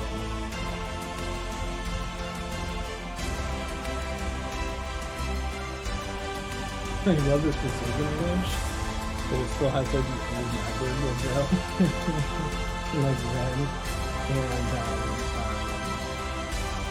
like a gimbal.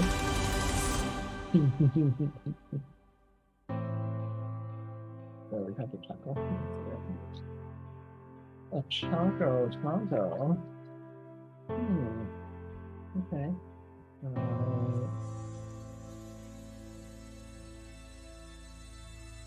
Fun fact. Mm-hmm. My nickname in middle school became Choco Taco with a couple of my friends. And I still That's don't know awesome. why to this day. I didn't even like Choco Tacos. Perfect. Like it was middle school, and my best friend was just like, we need nicknames or something. And then he's like, Choco Taco. Nailed And I was it. like, what? Yeah. That sounds about right. But then eventually it turned into Chuck. And my nickname through most of high school was Chuck. Okay. Which is funny because my uncle's name is actually Chuck. So it's like, oh, perfect. But yeah, it got so bad to the point like where one of my teachers thought it was hilarious because it made no sense to her why people kept calling me Chuck. That she started calling me Chuck. Nice. Like, I get it, everyone. Yeah. Wow.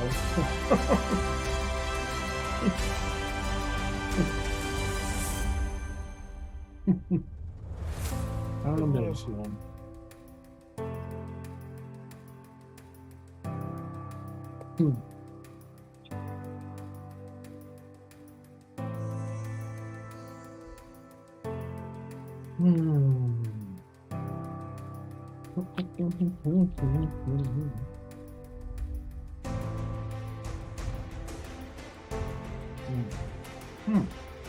So I'm going to put a doc together for you, Jonathan, for the thing I'll talk a little about Warforged if you want. yeah. I'll put it together still. I was just curious because I haven't really thought too much about Warforged. So there's a Warforged like, the campaign, and there was like a whole lot of stuff. And then I realized that like when Wizards of the Coast like revamped every race, they didn't touch Warforged. So Right. it's still only the Eberron one. So I was like, I was just curious what the Astral lore. That was awesome. I laughed for like a solid minute in my chair. I'm very proud of that. It was good, yeah. That should Just that, wanted that to know should there's be a payoff. that should be that should be a new show. Like just Ooh. just Astral lore. Just like That's awesome. when you can't watch Stormfall Initiative, it's like this will just be the show where we just talk about what's happening to all the other shows. It's a gossip show for the world, yeah. It's just- I think I first clipped the first Warforged in Stormfall early on. So, in the world, beginning of Stormfall, no one in the current age even really knew about Warforged. You have to have like some really particular sage background researcher kind of knowledge, even be aware of their existence. They were used, the only thing that was really known was that they were used during like a time of troubles, like a huge like worldwide war by the dwarven city, they had really advanced weaponry, and they developed these Warforged to be used in the north, just for that. The one they found was actually sort of powering on and powering off over centuries and centuries and millennia, really. Like lost underground something, like a wizard on the archaeological dig found it and found a way to power it back up. So throughout the campaign, I learned a little bit more. The Warforged is sentient. It's trying to figure out, like, who am I? What happened to me? What happened to my people? Well, Kaylin becoming a member of the council of that city, Kaldarul, a dwarven city that made them a long time ago. Along the way, she found out some of the info. And back in the time of troubles, there was a special forge with Kaylin's hammer, her family hammer, that were used to imbue the souls of the living into Warforged. And so it's actual living souls taken from living creatures put into these mechanical bodies. And it was a war effort, so they started with volunteers. But the volunteers ran out of war. And so then they started getting a little shady with it. They were taking people off the streets. They were kind of like, they were paying some people, like, oh, your mom's really sick. We'll take care of her. We'll put her, you can't afford any medicine, but we can. We'll give her, like, basic aid, and you put your soul in. That's what happened to Brewer as a very young individual. He was just an adult. And, they were conscripting people that way. So it was like a big shame for them later on. Their history, they tried to erase it. And most of them were destroyed. So I guess for a little insight, I don't know if Steph has her AirPods in or not. Mm-hmm. Okay. So you would regret this if not. Yeah. So they're never discovered in Stormfall. There were actually hidden rows of Warforged that could be activated. They had hearts, they had souls in them, and they were stored somewhere. There's like storehouses, like hidden all over. It was actually like one main place, but they had like two huge warehouses where you just look out over Warforged all over the place. They were supposed to have been destroyed, but they weren't really salvaged. They were saved and shut down. But the souls still reside in their hearts to Where this were day. those at? Hopper. We're not going back. We don't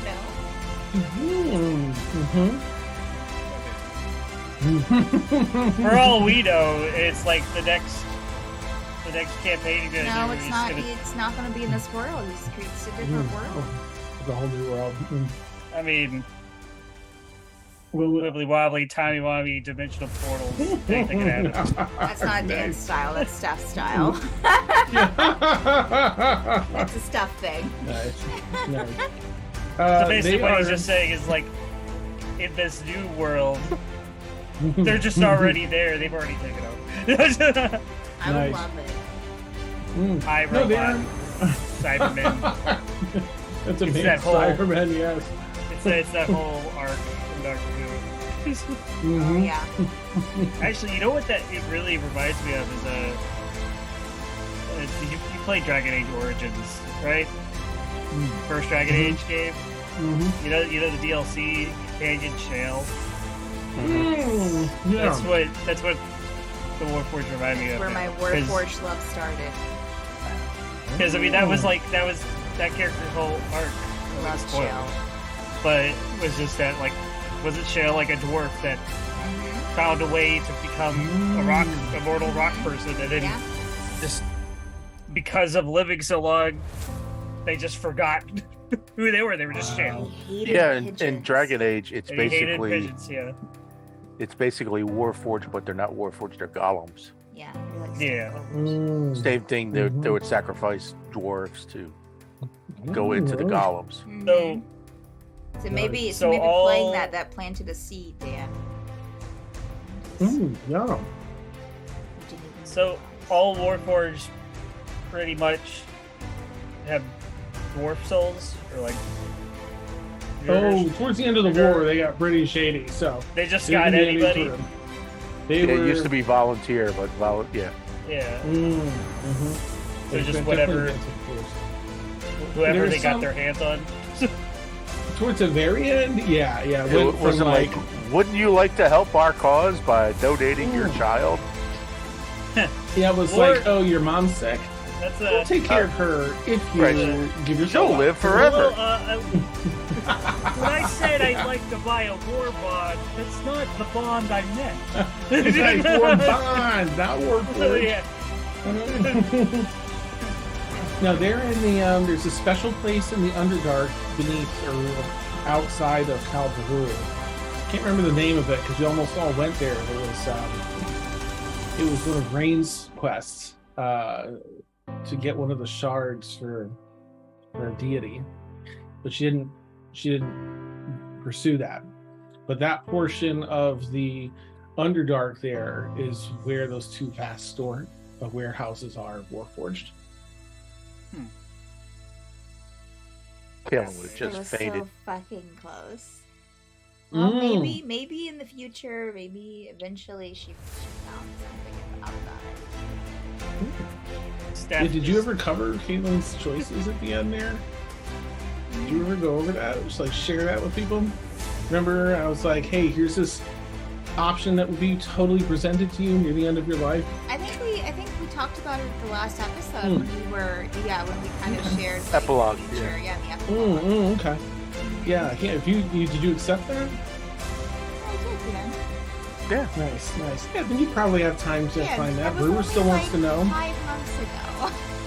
Steph, It was only Yeah. 5 months have you ago. met me? Steph just like all of a sudden like ends the Forsaken and starts a whole new campaign called Caitlin's Warforged Adventures. I would love There's it. one. In her Yes, new it can be. form, she forms a Warforged conquering army. It's. Nice. They Oh, I was- combine. I'll be the I was arm. thinking like a school for Warforged. As That's what I was thinking. as much as I could sit here and listen and talk about Warforged Oh, and you got it, Caitlin boss. all evening, all day, 4 days. I think we should get back. So, Yeah, if you insist. all right, Ian. Let me get music started. So we'll wait until we get, because otherwise it overlaps.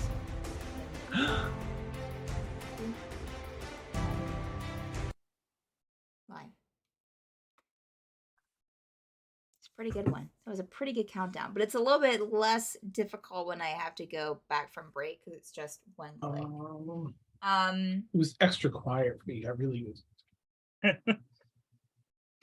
Like, wait, no, it sounded was- so good. I I think. was just. All right, so let me get the music started back up here. I hope you enjoyed our installment of Astra Lore, Astro our new Lore. talk show. Astro Love it. See, we got a jingle. Let's brand it. Put it on a t-shirt. Mhm. Nice. Make little journals. Did you say that? Of Sorry. what? That says Astro Just Lore? little journals that just says Astra Lore. I would take Mhm. all my notes of that thing. Sold. All right. Yeah. So Nadrano had just stepped out of the tent to go and get Adatra's, some of her soldiers to help watch Agnes. Is there anything that y'all would like to do in the tent here? It is y'all. Agnes is still in the chair. Hashana is resting along. Her brother is kind of helping her out. And Magdalene and Abram are all here too.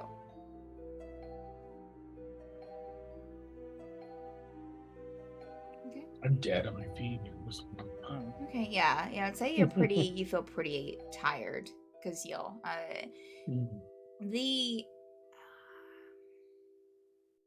Yeah. I'll send you a private message. Oh, okay.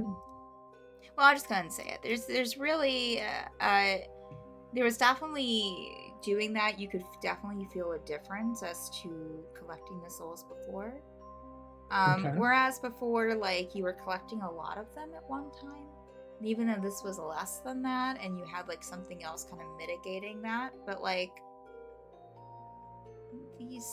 there was definitely, like, almost a specific force from these souls going into the pendant.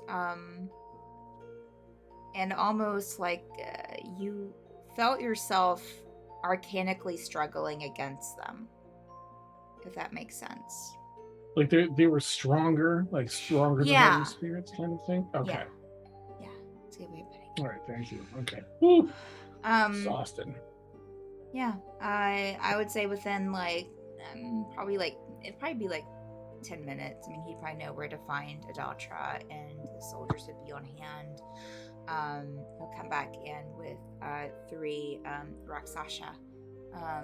Seem to be kind of armored up, just a little, not like extreme like full metal plate, but armored up with some armor and leather. And we'll come in, and Nadrana will go over to Agnes and kind of look back at the rest of you. Is there anything else that you all need before we send her to her tent? Look around with everyone.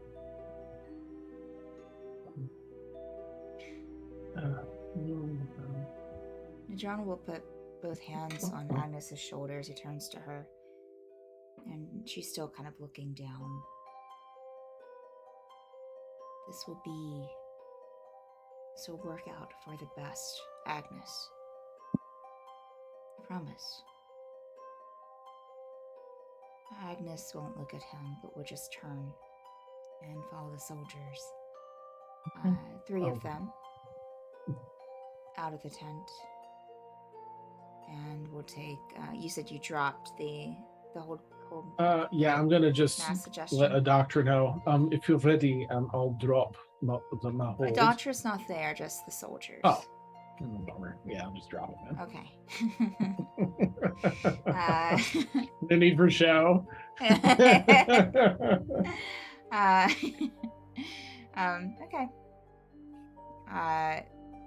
As exiting the tent, as soon as you drop it, Agnes will turn.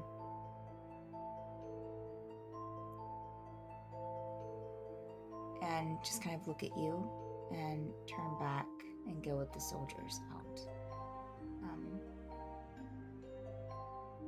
They will, Nadrana will speak up. They'll take her to her tent so she can get some rest.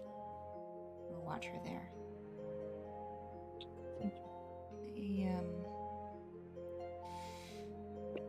Most of the party has, well, there are still people going. They are more than welcome to go back. One of my own guards will show you where you can sleep. We have a couple of tents set aside. Or we can talk tomorrow, we can talk today if you need to talk about any of this. I need sleep. I don't know about you.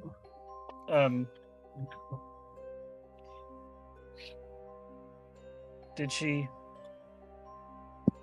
love him? Still, you mean? Yes.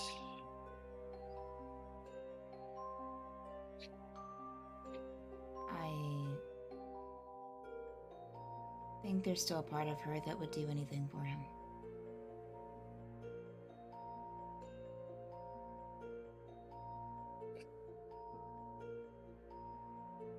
You can't help the decisions those you love make. And you can't help the decisions you make for love. Sometimes yes. A little watery, sure. Sometimes yes. What?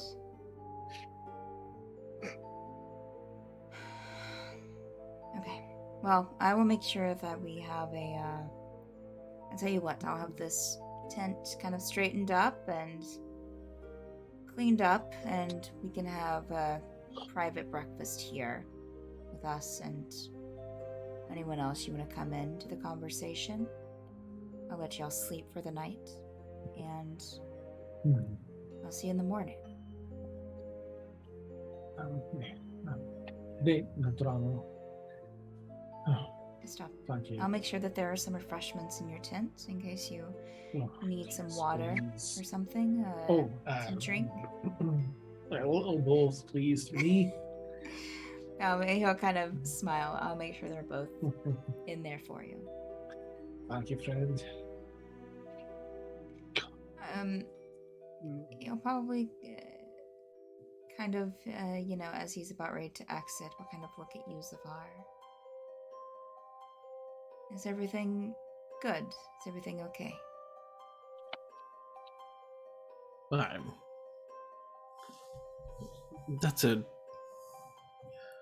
feel like that might be a loaded question. I feel like I need to process what I've seen this evening, and I know that I would love to speak with you about certain matters, but I think that I'd rather hold them off, since I think all of us could use the rest and a fresh start. Absolutely. Wouldn't you think? Agreed. Get some good Then I rest. look forward to speaking with you later. Same. He'll give a slight smile, and we'll turn and head out. And if you are heading out of the tent, then one of his guards will show you to a couple of tents. Looks like that they've kind of cleared out the kind of tents that y'all just kind of like hung out in earlier, before the festival got really into swing. Clear this out, put some bedding in there, some pillows, have a couple of refreshment cart per each. So you got 2 pretty large tents there that you could all sleep in one tent. There's enough bedding in one tent for all of you to sleep, and enough room for you to do so semi-comfortably. Or you can split up and have a more luxurious room, to kind of like walk around in space. I'm gonna find Inget and see if she wants a snuggle buddy for tonight. Okay. Inget, you would find her just kind of hanging out in the room, hanging out in one of the tents. Should just say, hang out the party for a bit, but decided to kind of come back and rest. And she'd be amiable to some snuggling. Oh, A and B, not just get dressed down. Snuggle up. And yeah. Anything else before anyone else goes to bed? Gerbil wouldn't have, like, he'd acknowledge where they put the tents, but then Gerbil would go, he'd kind of go to like the edge of like, the tents and the party and stuff, just to see the house on the pillar that he assumed that's where Shanad and Losa went. Like, Losa went during the party. Mm-hmm. Yeah. When he was searching. Yeah. And you said there was lights on, or is there still lights on and stuff at that house? No, seems like whatever candles were burning or whatever lights were inside have been burned, whisked out. So it's dark. You would catch sight of someone sitting on the. Do you have dark vision, Bugbear? Do you have dark vision, Bugbear? Yes, I do. I do have vision. You would I see. am a bugbear. Since you saw her earlier, you would see Athera sitting kind of like on the, like sitting on the cliff's edge and just kind of looking out near kind of where you would go to kind of look out and see the building. Sitting there, we'll say, with a bottle in hand.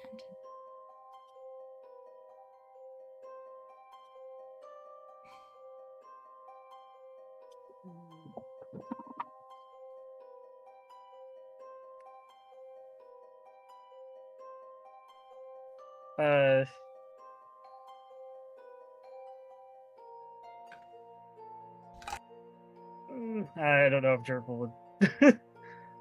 I don't know if I want to deal.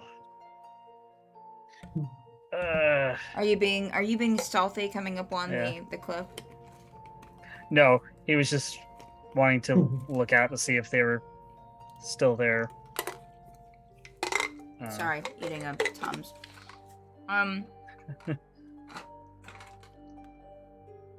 You would probably like about ready to like if you don't say anything after a few minutes, a couple minutes.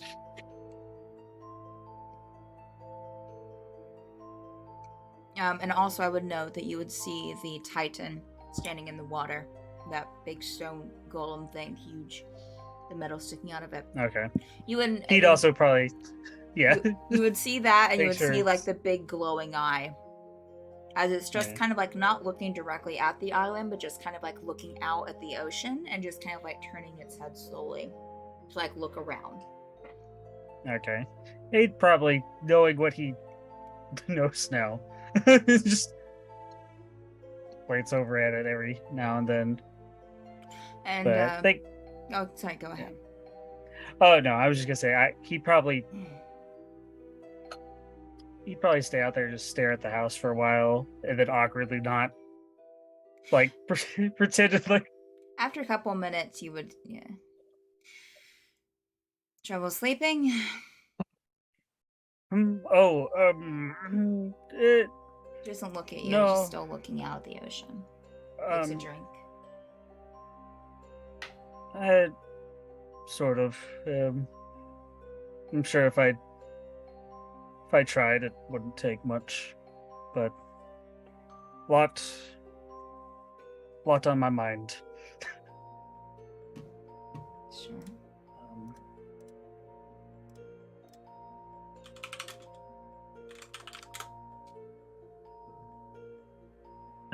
So Junie's gonna see that people are splitting off into different areas, or at least Gerbil's taken off. Unless I'm interrupting. No. I mean, I was just going to continue a bit here, but what are you doing? She's gonna just like see that Gerbil's left, Mm-hmm. see that Kaziel's wandered off with Ingot. I think sees you a go. I bar think and- so. Kaziel, were you going off to snuggle with Ingot, or were you just going to bed to snuggle with Ingot? Don't go to bed. If she's in what I thought. here, then I'll just be here. But Yeah. I'll go- Yeah. Okay. We all just go into the tent with all the beds and just see. Yeah. Everyone well, just she's turns around, leaves, goes to Kaziel's, another like snuggling. Junie just like grabs the Warforged hand and like walks out. Thank goodness. She like stands on the tip of her hooves to cover the Yeah. eyes. Yeah. I could just station it to Asleep? stare at both of you, and I won't. And she just sort of like looks over her shoulder at Kaziel and, okay, I miss those days indeed. And come on, and she just pulls the Warforged, tug, like, come on. And is there any festivities left? Is everyone done for the night? Is there? I don't know, you still have some people like stragglers there at the the festival, kind of drinking. You'll see probably some people trying to clean up, but there'll be some people still around. A little bit of music going there in that kind of main eating area. A little bit of food left. The music that's being played now is less of like a band, less of like several musicians together and just one person like on a lute, Poor bastard. Okay. like half drunk. Yeah. Then she'll just kind of wander away from the tent, see if there's any like drinks sitting out on trays that are fresh and don't look like they're used. Okay. There are some drinks sitting out. Probably not fresh, but there are some that haven't been like drank out of. Sure. That's really all she's looking Okay. for. Yeah, checking for lipstick on the glass. Mhm.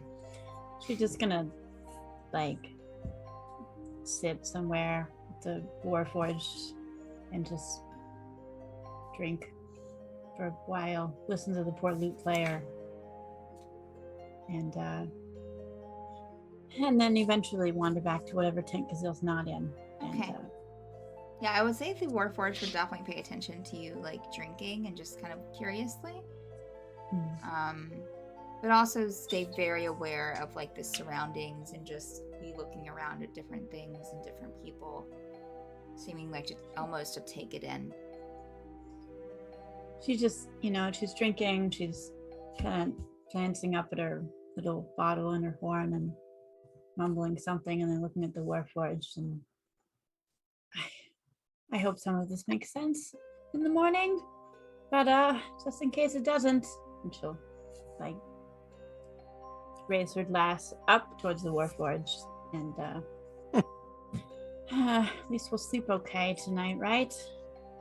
Yeah, do you sleep? Oh God, I should have asked a lot more questions. Asleep? Sleep? Oh no. Okay.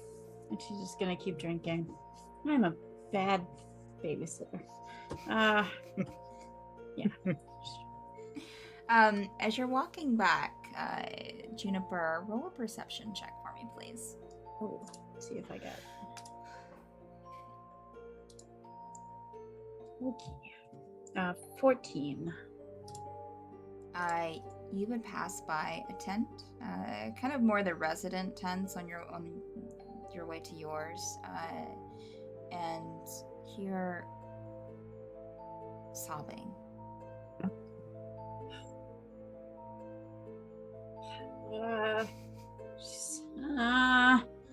She's gonna finish her drink and then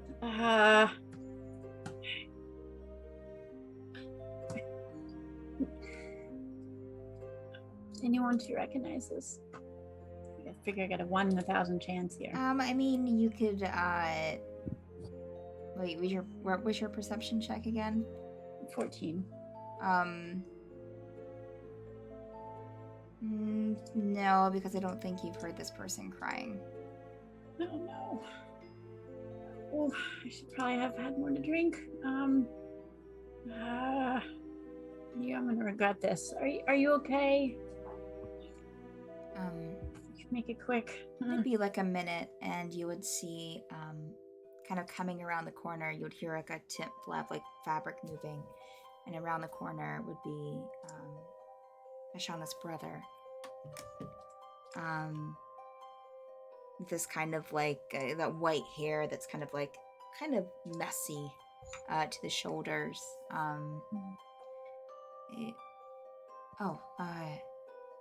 You're from the tent earlier. I'm sorry. Thank you for checking. It's just the extra emotional.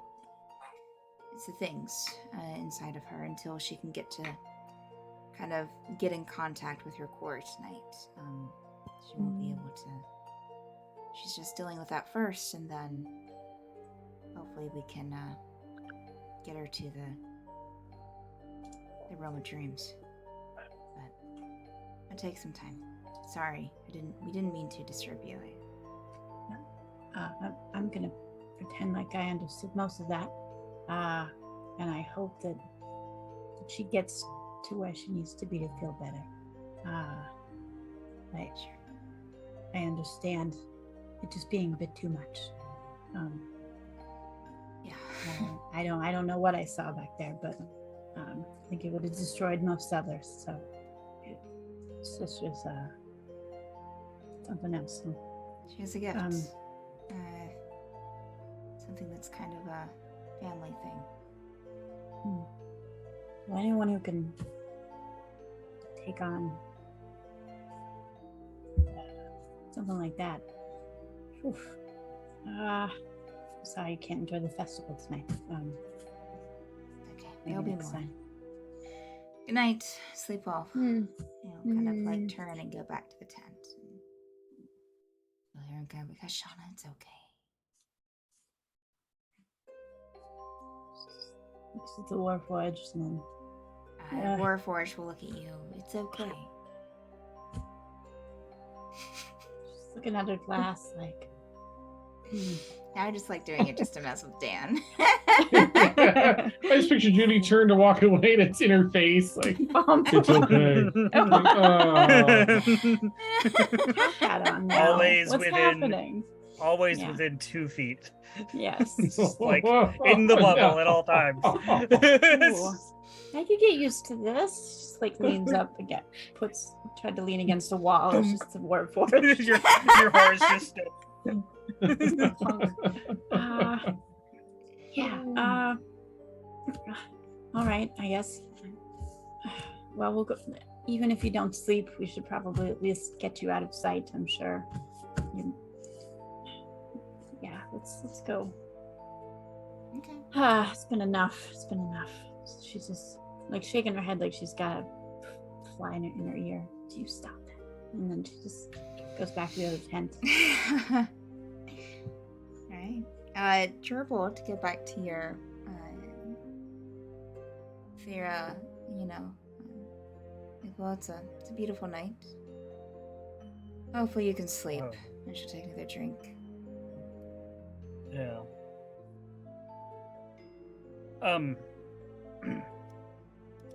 You could tell me to fuck off. But can I ask a question? Sure, shoot.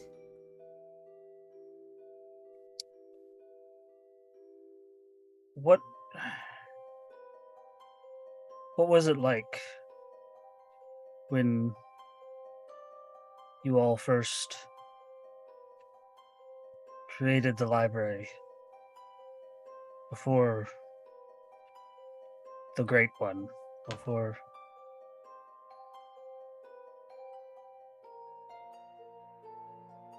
it was exciting. We were forming a group, people to help mages. They've always seemed to suffer such animosity, especially in Osberg and in other places in the plains. They were just hoping to bring back a little power to them, We were wanting to make a difference. And I think we all got kind of carried away with it. A lot of us could stop. Well, a lot of them could stop.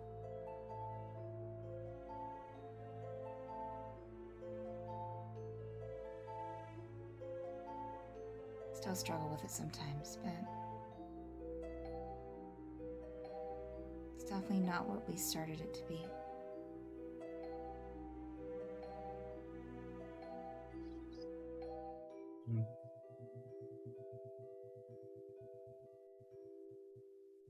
I'm sorry.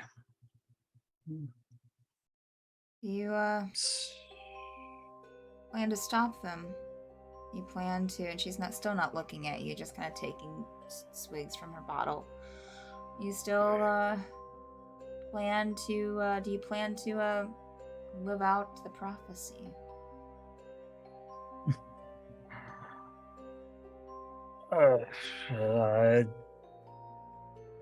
I'm still not even quite sure I grasp the prophecy. To be honest, I only got this far because I was just focusing on getting here. I haven't thought too much past that. She kind of turn to you a bit, and you can see kind of like a little bit of a drunken kind of like little movement, as she turns.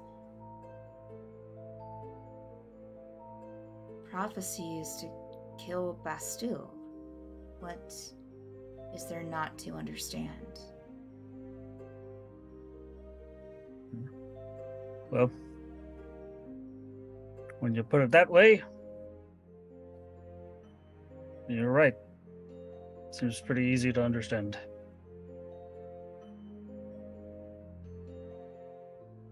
You know, trying to turn back around, take another swig. Just because you're named to be part of a destiny doesn't mean you need to. I'm not saying don't kill the monster. I'm just saying that sometimes killing the monster isn't what everyone wants to do. And that's fine. There'll always be monsters.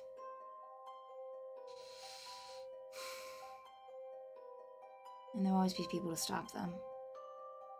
Even if you don't decide that you want to.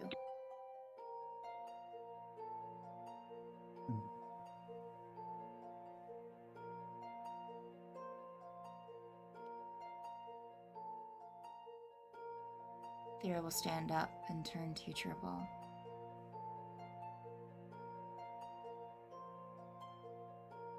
You seem to trust your friends, though. Right? Yeah. Seem to have your backs. Yeah, they do. They do have that.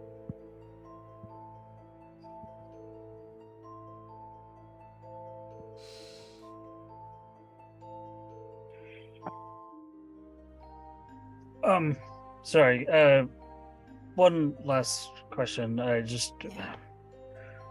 What? The house on the pillar with the cats. What What's the story behind it? Oh. Get a book. I don't know. It used to belong to the elf clan that used to live here, I think. There were more of them, but apparently, you know, seas and erosion. Or I don't know. Maybe something else, but they're all gone now except for that one. There were some remnants down at the... She kind of looks over the cliff. Down there at the... There's a little staircase that goes down, but... Besides that, that's it. The cats... I don't know anything about the cats. Have you walked over to that building? I know the kids go over there. Yeah, they took me over there and you showed me the cats, and they seem to have turned it into their kind of, I guess, clubhouse of some kind. They've planted a lot of flowers there, and the cats talk to you. Okay. Whatever you say. Yeah. I'm gonna walk down the way a bit. I thought they should be out here. I thought they should sneak out here.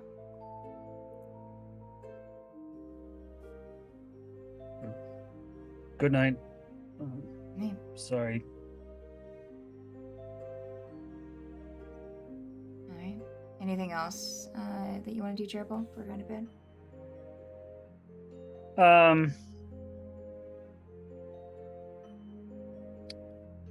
Is the moon out? Yeah. Both moons are out.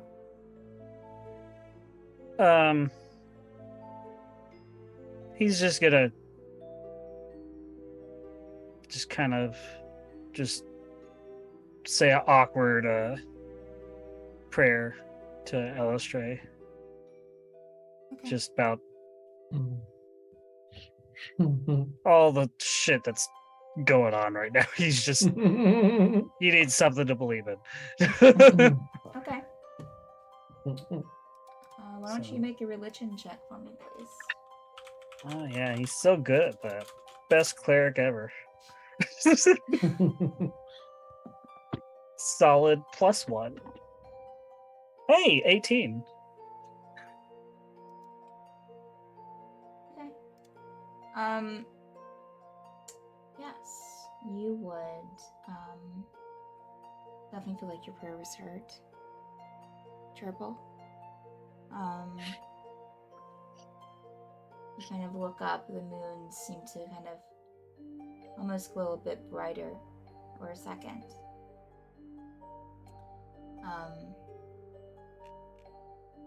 And yeah. It's just kind of looking.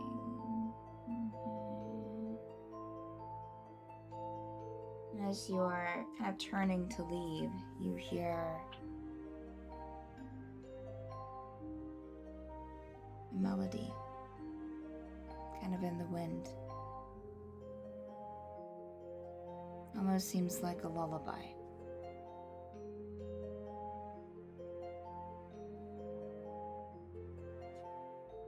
Okay. Do I recognize it? Or is it just a lullaby? It's just a...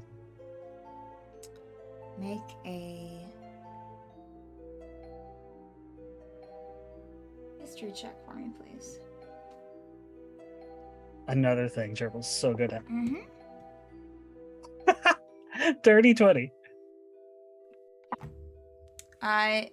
Yes. Ooh. You do kind of recognize it.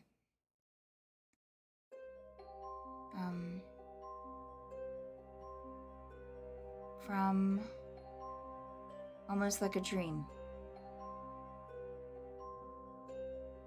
Almost like a hidden memory.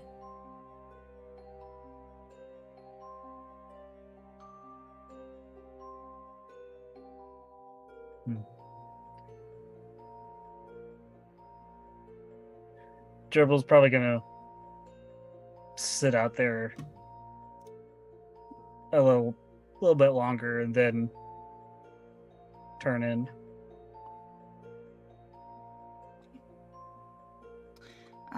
Anyone else have anything before they go to bed tonight? Yes, Tegan? Tegan will check our tent. Okay. What are you checking peek. for? Take a peek in. He'll see Kazeel and Ingot. He'll just sigh. And Kazeel, and he'll clear his throat, and you'll just see Kazeel will just see a hand come through the tent and say, "Telescope, please." I pat around through my clothes on the floor You nearby. hear a little. No, gosh. Check it. Better wash I it. didn't mean to poke you. Sorry. That's okay. He just This take time, it just.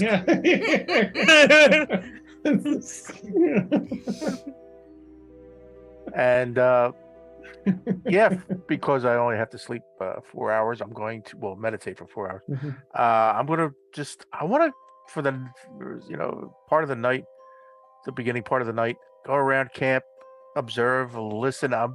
In particular to see what the Rakshasa, pronounce it for me. Rakshasa? Thank you. Rakshasa, yeah. Rakshasa. Okay. Guards are like, what they're doing, but in between all that, I am going to be scanning around all the tents with the telescope to see if I see any Shiga. And then to end the patrol, so to speak, I'm going to really take a good serious look at the Titan with the telescope. All right. So make a perception check for me, please. Okay.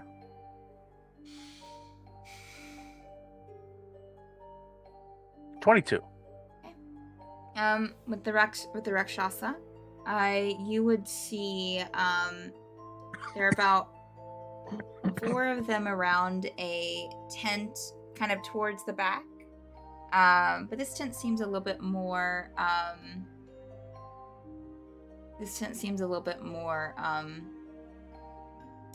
how do I want to put this? Like, you know, there are a little bit more greenery around it. It seems to kind of blend in with the like it's been there for a little bit. And there are about 4 around that. You'll see some light candle glow emitting from inside the tent. You'll see 3 around, or we'll say, 3 around another tent. That you would assume might be Agnes's tent. And you would see a couple just kind of like patrolling around the tents that y'all are staying in.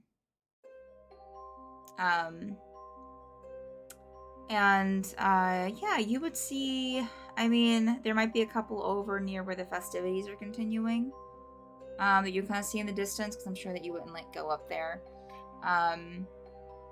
As far as the telescope goes, you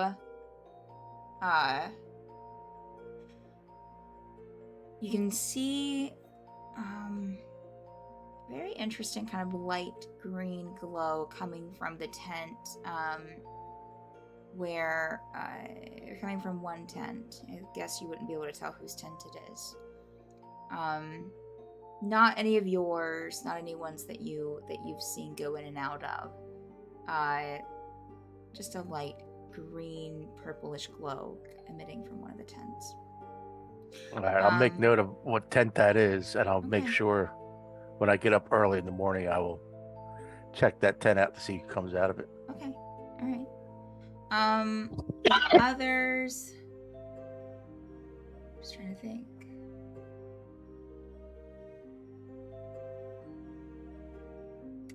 I don't think that you would see any from any of the other tents. Okay. You would see, when looking over at the Titan. When looking over at the Titan, you would see that,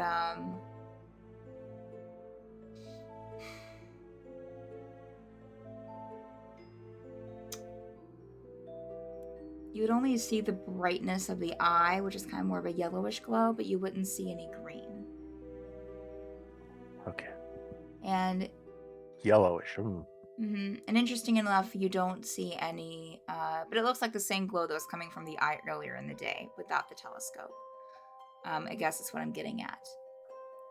Interestingly enough, traveling on the sea to get here, you saw these kind of green things kind of out on the sea, kind of roaming about. You don't see any on this side of the mountain looking out at the sea.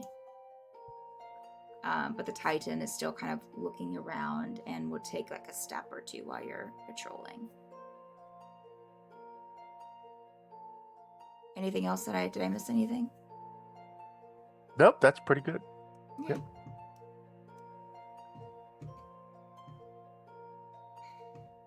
All right. Anything else have anything before they go to sleep?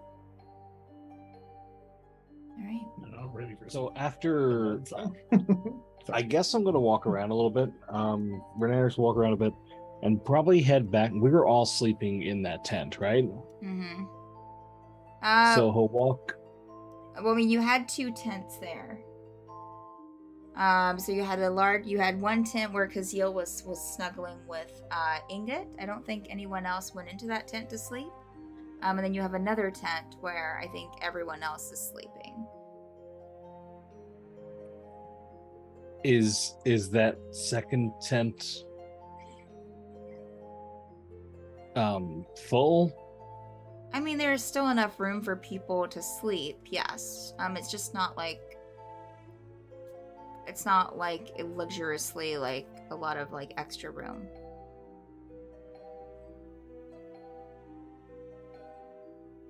Okay. Renaeus is probably just going to find some sort of campsite area doesn't have a tent, and do his dome thing. I forgot the name of it. I don't know your what. Leoman's tiny hut. Yeah, tiny hut. Oh, okay. Yeah, I mean, you can go kind of past a few tents and stuff to kind of like a more secluded area and do that Yeah. there if you want to. Okay. I'll do that. I'm also going to scry on Dirk. Let's see if he's Oh. alive. Okay. Gerbil has a sitting stone to him.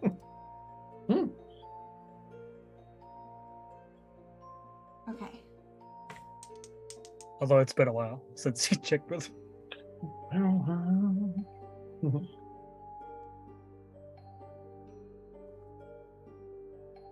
Oh, he Okay. died? Sorry. All right. So it has to make a wisdom saving throw. The DC would be. Hang on, sorry. Because you have knowledge, so the save modifier.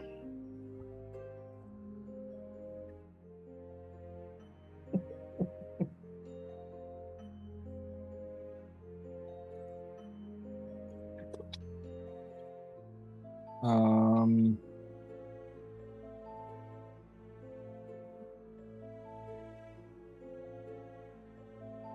Yeah. So I think it would be first hand, so no modifier. But it would be Oh, right. You're right. I was reading that wrong. because I don't know him super well. We met once or twice. Mm-hmm. My save DC is 17. Okay. Did I do a thing for him? Yeah. Okay. Yeah. So you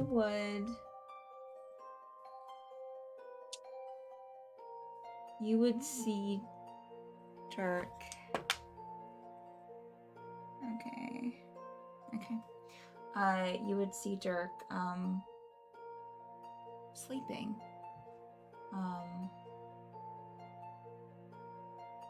In kind of like a tent, like a traveling tent, you know, like a camping tent, traveling tent, just the kind of tent that you have in your bag.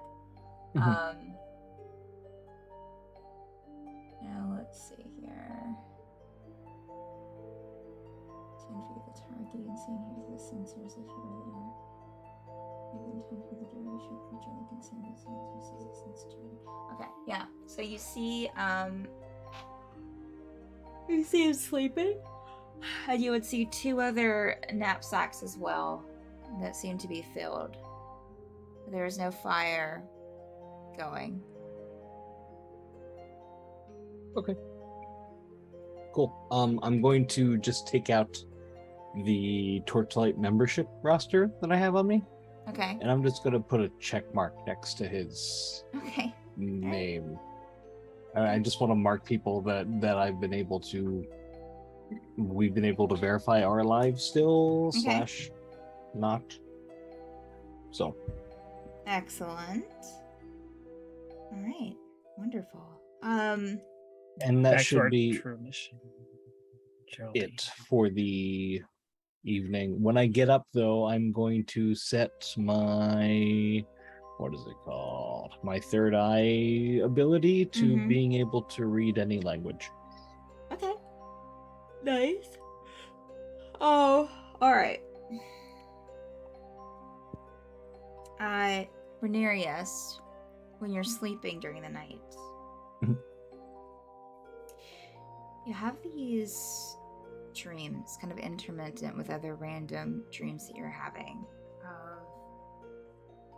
of a vast ocean. It's twilight, and you hear a very faint heart-like thumping sound, like a heartbeat. It's very faint at first, and it gets louder, and a little bit louder. And then, as it starts getting so loud to where you can't tell if it's your own heart in your chest or if it's something different, you see a light out in the water, like what we would consider a spotlight.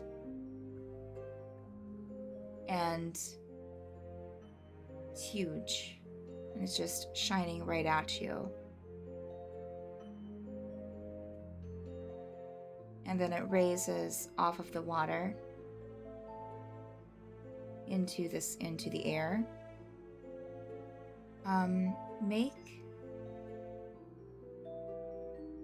Make an intelligence check for me, please.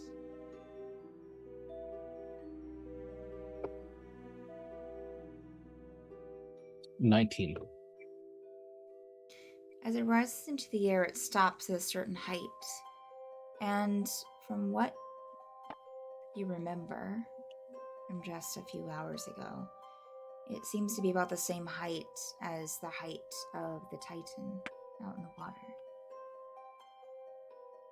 And the heart pounding, as soon as it stops in the air and you realize that, stops.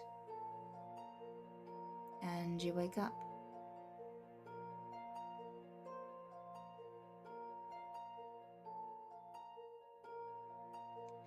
And I was hoping Kazeel would be back. This is in like the middle of the night-ish? Yes. So you wake up. It's not quite morning yet, but close. Do I have, from where we're at, do I have vision of the water or where that Titan might be? Like where it is, like in real time? Like, do I know the direction where I saw it before. If I were to look out to there, do I still Yeah, it's have still that in that line of same sight? general area. Yeah. Yeah. And nothing's different about it from what I can see. Just seems to be kind of looking around.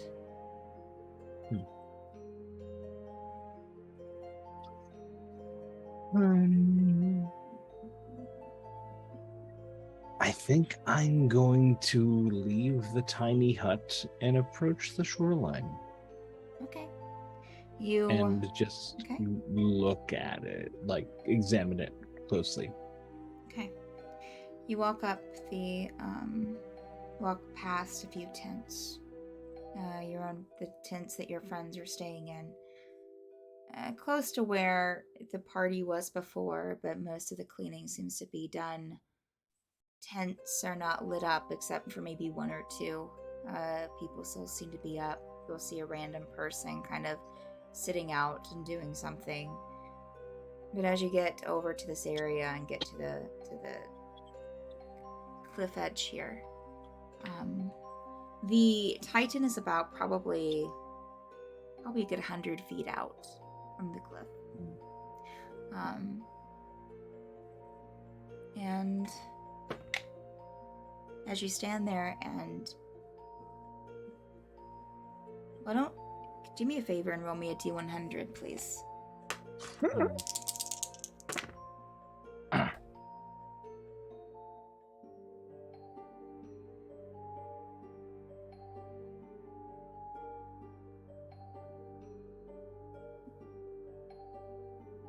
$99. Oh, You are standing there looking at the Titan, and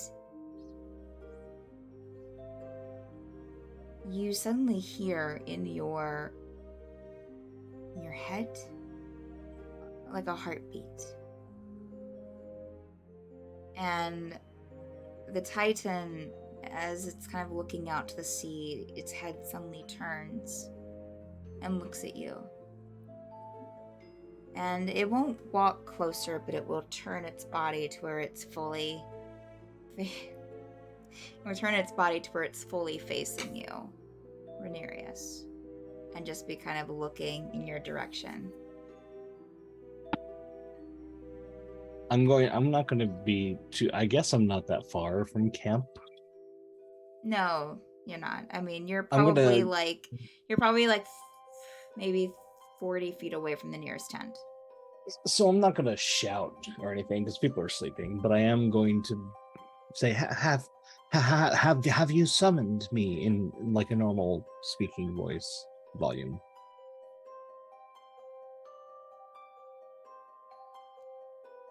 You're suddenly awash with familiarity, Venerius. Dan, stop. Just you're suddenly awash with familiarity.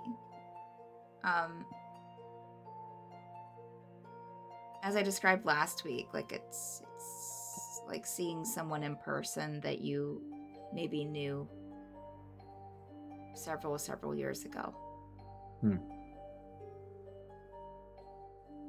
And I mean, even though you've never, of course, seen a Titan like this in your life, it seems familiar. And you feel, but don't really hear the words, but you feel that what your question, the answer to your question is negative. That it did not. But you suddenly recall, even without trying to, just the prophecy and what you've been told so far, and your friends. Seeing the names and hearing what you have about Bastille just kind of come to your mind.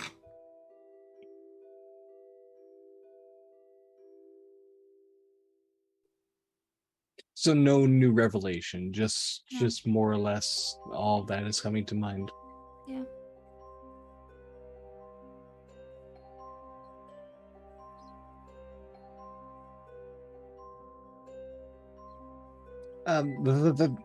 Very, very well then.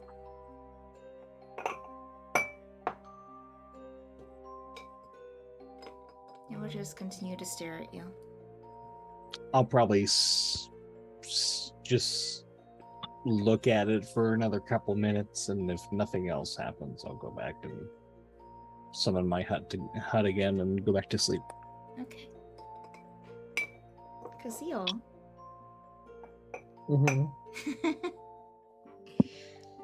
During the night, you have these very interesting dreams where kind of, you get all these kind of, thoughts about the information you've heard so far about Bastille. And you kind of have these kind of, it's not really continuous dream, but it's just little bits and pieces throughout the night of just you helping who you would assume is Bastille, doing his magic work and studying, and kind of you feel, even in your dreams, the disappointment of him growing in power, and just this kind of uncertainty and anxiety of watching this happen. You have these little flits of him standing over what you would assume are corpses or bodies, with a pendant that looks almost like a rudimentary form of what you have. It's just a crystal with some wire wrapped around it. It's very crude, but it seems to be collecting these souls within it, and then glowing as it does so. And you feel that anxiety within you grow. You can almost feel kind of a panicked breathing within yourself as you're having this dream.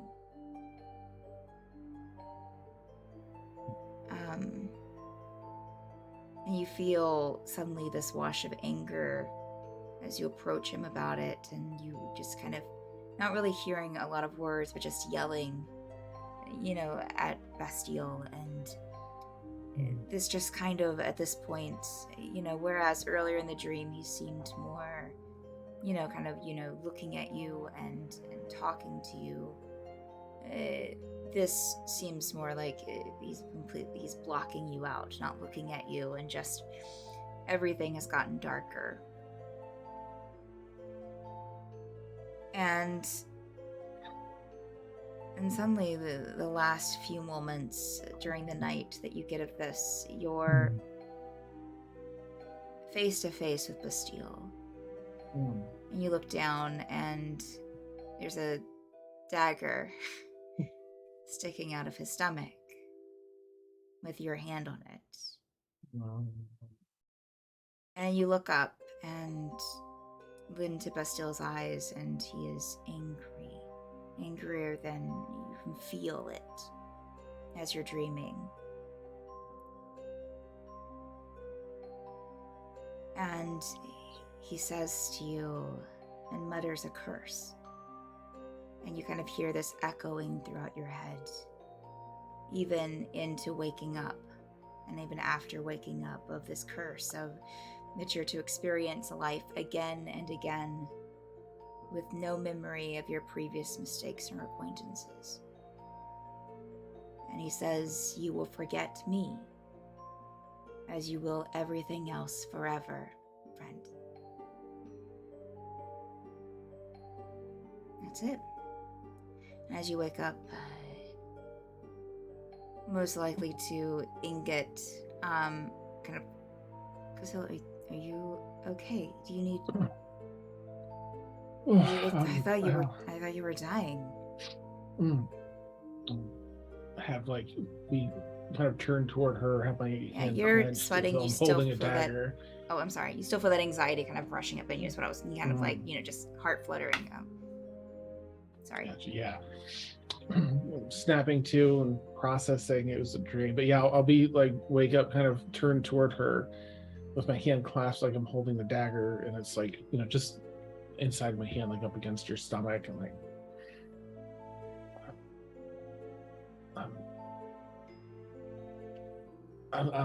what's the matter? What? Is it a bad dream?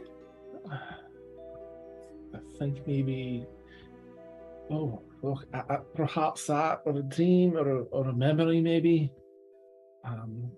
Bastille was there, and Let me get you some water, and she'll kind of get up and go and get a glass of water for you and bring it back. Here. Thank you. With a straw. Weird. Yeah, you're so kind for the extra touch. There was some good memories and us working together, and so I think it feels more like a memory just outside of reach. But then he got darker and darker, and was using something akin to that necklace I used to draw the souls out of you, and bodies everywhere, and the souls were going up into a very early version of that, I think.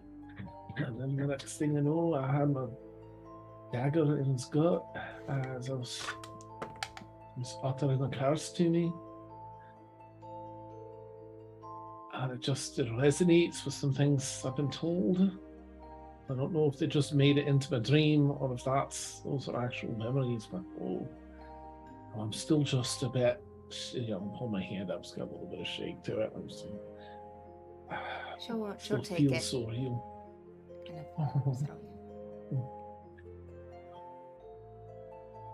Thank you. You need anything else? Just you. You're so kind. Thank you.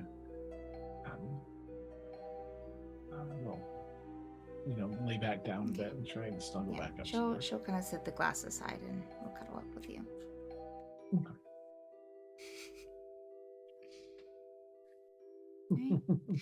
All right. Yeah, did anyone else sleep in this tent? I don't think anyone else slept in the tent. Everybody did the same thing. Took one look, turned around, walked out.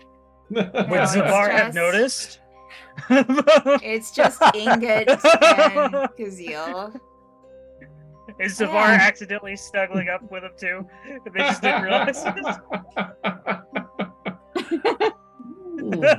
You see a third hand reach over for the Yeah, one. nice. He also gets the drink with a straw. It's a Warforged hand. Woo! Oh, And then the Warforged. Not the fucking Warforged. Get that shit out of here. Yeah. Don't put that in my fantasy. It whispers one No, word. no, I think Asleep? I Yeah. can guarantee that's not on Kazil's dance card. so. It is the next morning. Oh. Yeah.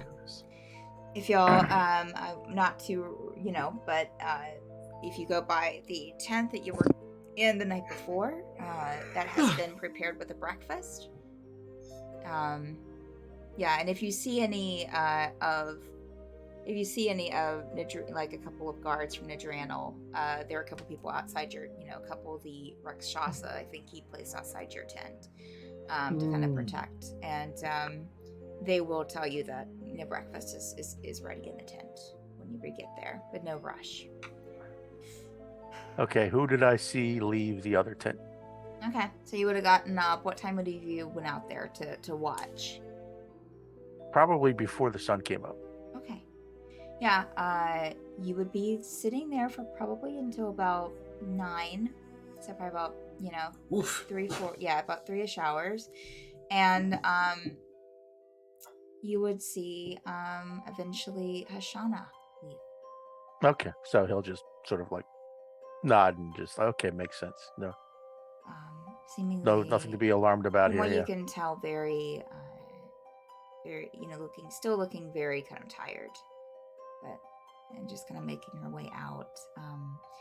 You would smell breakfast just in the air because it seems that they eat communally here, as there's a table set up like near where the festival was the night before, with some breakfast option, foods, and some people like grilling up things and that sort of thing.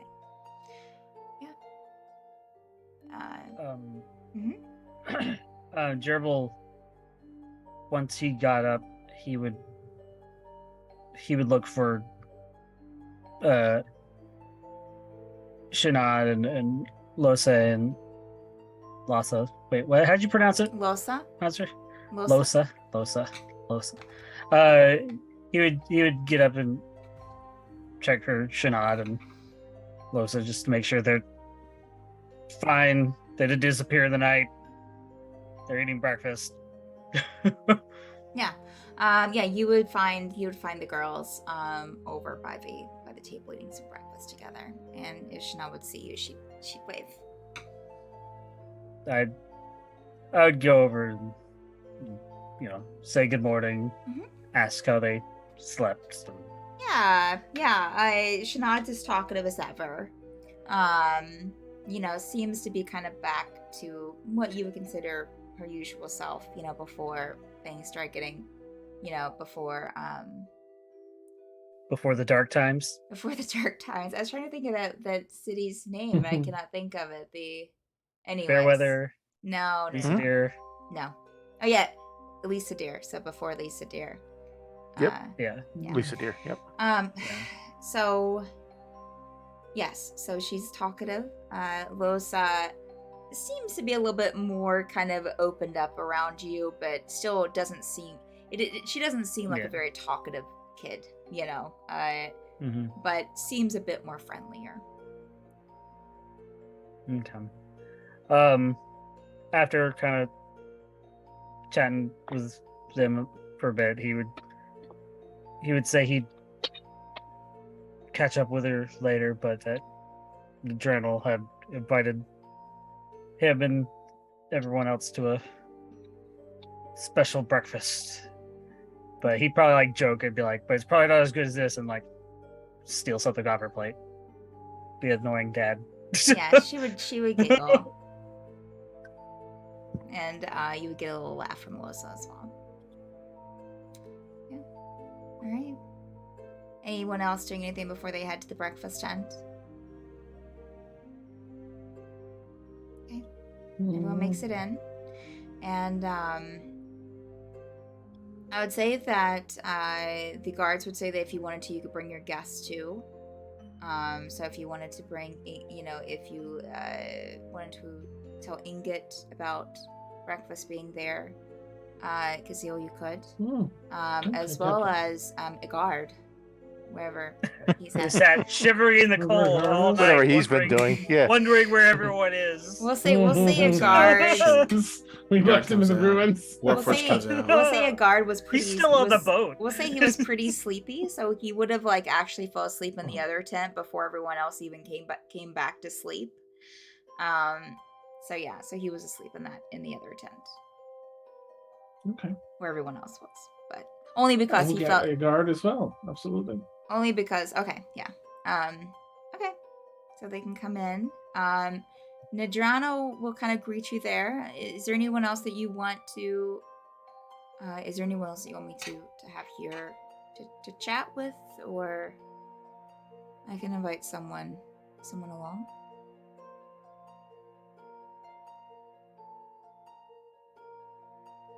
No? Okay.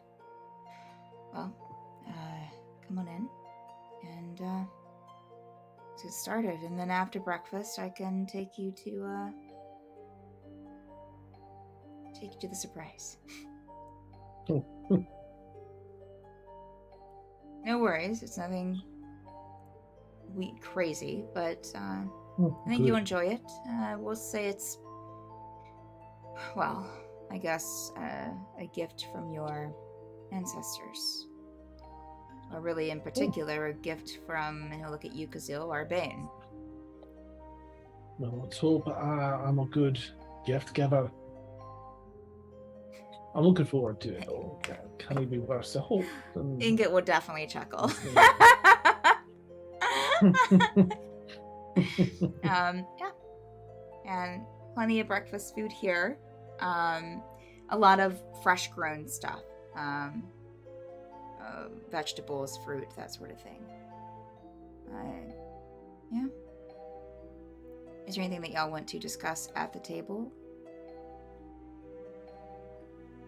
Yeah, Kazil will ask Nadrano. Well, I know what version of this prophecy the library thinks we're involved with.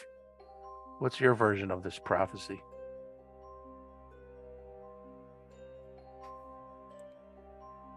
Well, I'm not sure. I mean, the prophecy is that our descendants will kill the Great One, destroy the Great One.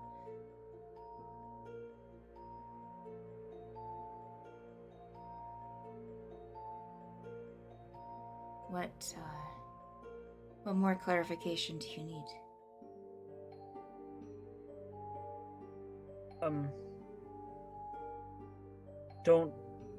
Please don't.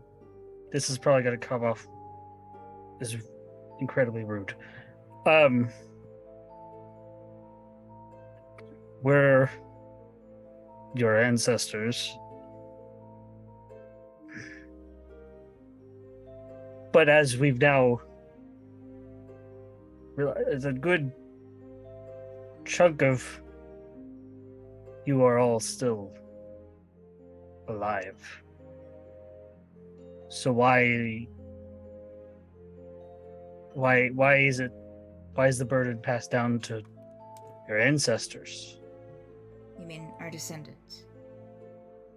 Yes, descendants, yes. Yeah. I think because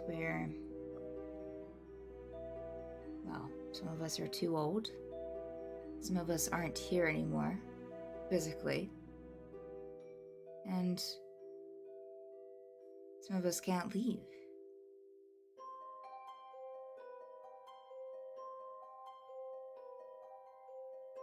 Can't leave? Yes, the Titan. In order to raise it, in order for it to protect this place, and the Rakshasa that lived here before. We kind of put a lot into it. And we can't really, those of us who resurrected it, which was just a handful, it wasn't all the ancestors, can't leave the Northern Crown. Or at least we can't leave without the Titan. So you're bound together.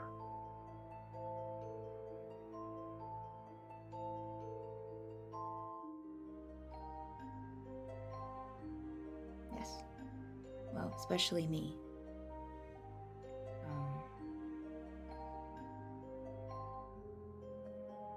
It was a little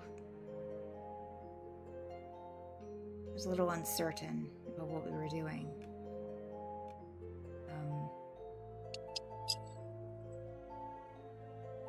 I know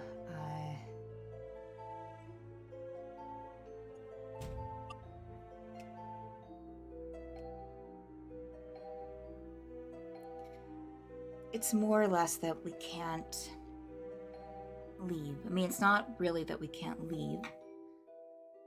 It's just that if the something happens to the Titan, or something happens to us, the Titan or us go as well. We're bound together.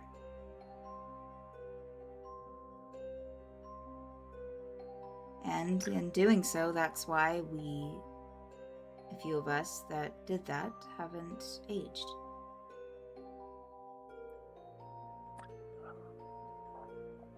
That's why I'm most likely still alive. See. What did you mean that you said physically like a moment ago that not all of us can leave physically, or that there was that's not what you said. You mentioned physically, like there was someone here or someone of our ancestors that were not physically alive, but no, they're alive. They just have left. They've left the Northern Crown. Oh, so there's no one that you know that's our ancestor that's disembodied or in something else? No. Okay. No. I'm here, of course. I mean, obviously, Agnes is back. We have Helna, who lives up on the mountain, kind of stays to herself. Thera is here. But yes, a few have left. Thule kind of looks at you, Juniper. Left some time ago. But I think is somewhere in Glimt, I think. I don't think that she went back to Osbergen. She thinks that she doesn't need to be here to protect it. I think that nothing can happen to the Titan. I beg to differ. It is just stone and metal. And if something would happen to them, then the Titan would lose its power. And possibly lose its ability to protect us. Kamash left to take care of family business. If I remember, it wasn't too long ago. Lutheus left years ago. We'll look at you, Tegan. Magnus refused to even take part in awakening the Titan. I tried what he could. And Vanille backed out before we even started raising the Titan. So I have kind of tanked it on myself to stay here. And at least try to protect the Titan if anything should try to harm it. And Thea has been, and Helena has been kind in doing the same. Tegan will ask flat out. Did Urbane have anything to do with the Titan?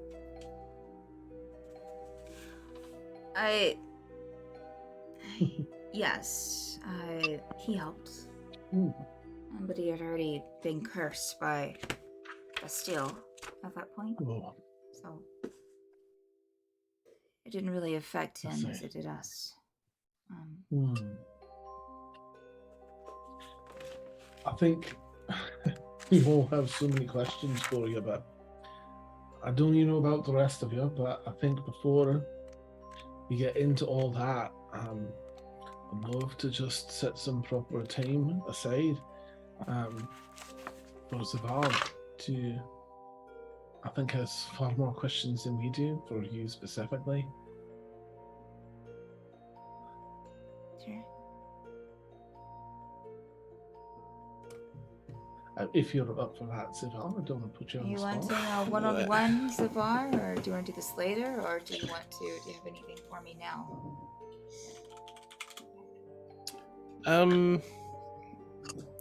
I was hoping that we could find some time outside of the breakfast tent. Sure. I don't need much time, but I figured we'd wait till we have a recess between this social feeding event. Sure. I can definitely do that. Now, would you like to continue this chat looking at the rest of you? Continue this chat first, or start heading towards the mountain?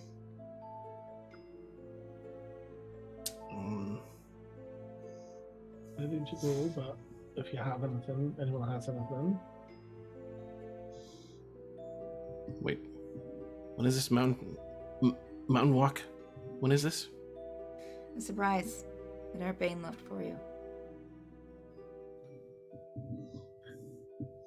And when exactly are we making this walk?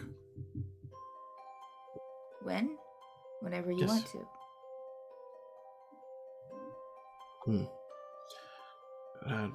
I would prefer to speak with you before we take this walk. I mean, considering that it is a surprise, we've had enough surprises, and I'd like to make sure that I still have the opportunity to speak with you, not knowing what is coming up.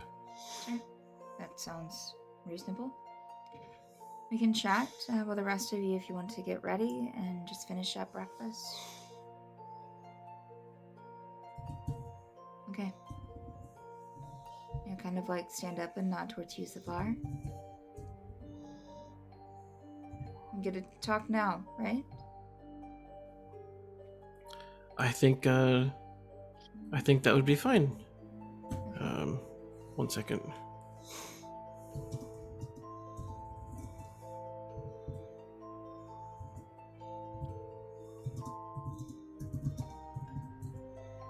I'm just asking a question.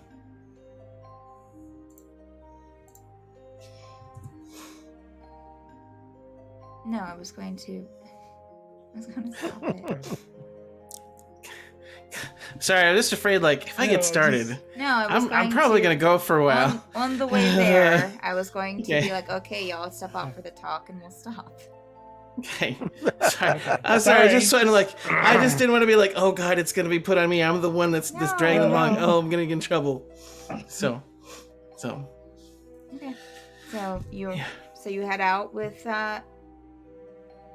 Nadrano Yes. to the tent? Yes, Okay. absolutely. The rest of you are left to finish your breakfast, and that's where we'll call tonight's session. I'm sorry. So I'm so worried. sorry. I'm so worried now. sorry. I have And, y'all so worried that I mean, you asked us to remind you, but we I don't want to did. be rude. I did. I did. Mm-mm. All right. Just trying to be helpful. Understandable. And friendly. Thank you. Don't piss off the DM. No, I'm not pissed off. Thank you, players. Thank you, viewers, for Yay! stopping in. Thank you. Y'all are so much appreciated. Aw, let me see thanks, here. Deb. I don't think. Thanks, Great readers. session. Oh yeah, thank you, Elder Mhm. Worm Studio, for the raid earlier. Indeed. Thank you Oh, so much, and I think that's the one that we got this evening. But you are great. Thank you. Thank you, Um, Prestidigitation. We have a lot of cool stuff here on Mapbird Streams, if you're unaware. Let me throw up our schedule really quick as I go through this. Let's see here. Here we go. So you've been watching The Forsaken, which is every Monday night at 10 p.m. Eastern Time here on Mapbird Streams. Let's see, Wednesday. Let's see. We might be having Mad Indie Game Time on Wednesday at 1 p.m. Eastern Time. The Penumbra Assembly this week is off due to our Patreon movie night for our Patreon people. So if you're not part of our Patreon, you definitely should be. $20 and You up. should. $20 and up tiers. We have a monthly movie night, so that's this Wednesday. And yeah, but usually on Wednesdays at 10 p.m. Eastern Time, we have the Penumbra Assembly, which is another game I DM here on the channel. A lot of great players, really cool story. And Thursday we have some painting and drawing shows. We have other D&D in the weekend, such as In Extremis on Saturday and Obsidian Scar on Sunday. All kinds of stuff happening. And we will raid over to someone. Just to double check, Dan, do you have anyone? Because I do. No, Okay. I'm sorry. That's okay. That's why I just wanted to ask, just in case. Yeah. So we're going to head over to. Let me just double check that they're not closing up or anything. Well, Twitch doesn't want to. It says nope. Let's go ahead and raid over to -1 charisma because Twitch is being silly. So give them a caw in the chat. Thank you again for joining in. We appreciate y'all. Have a wonderful rest of your night, and we'll see you throughout the week for our other stuff here on the channel. Mhm. All right. Bye. Bye.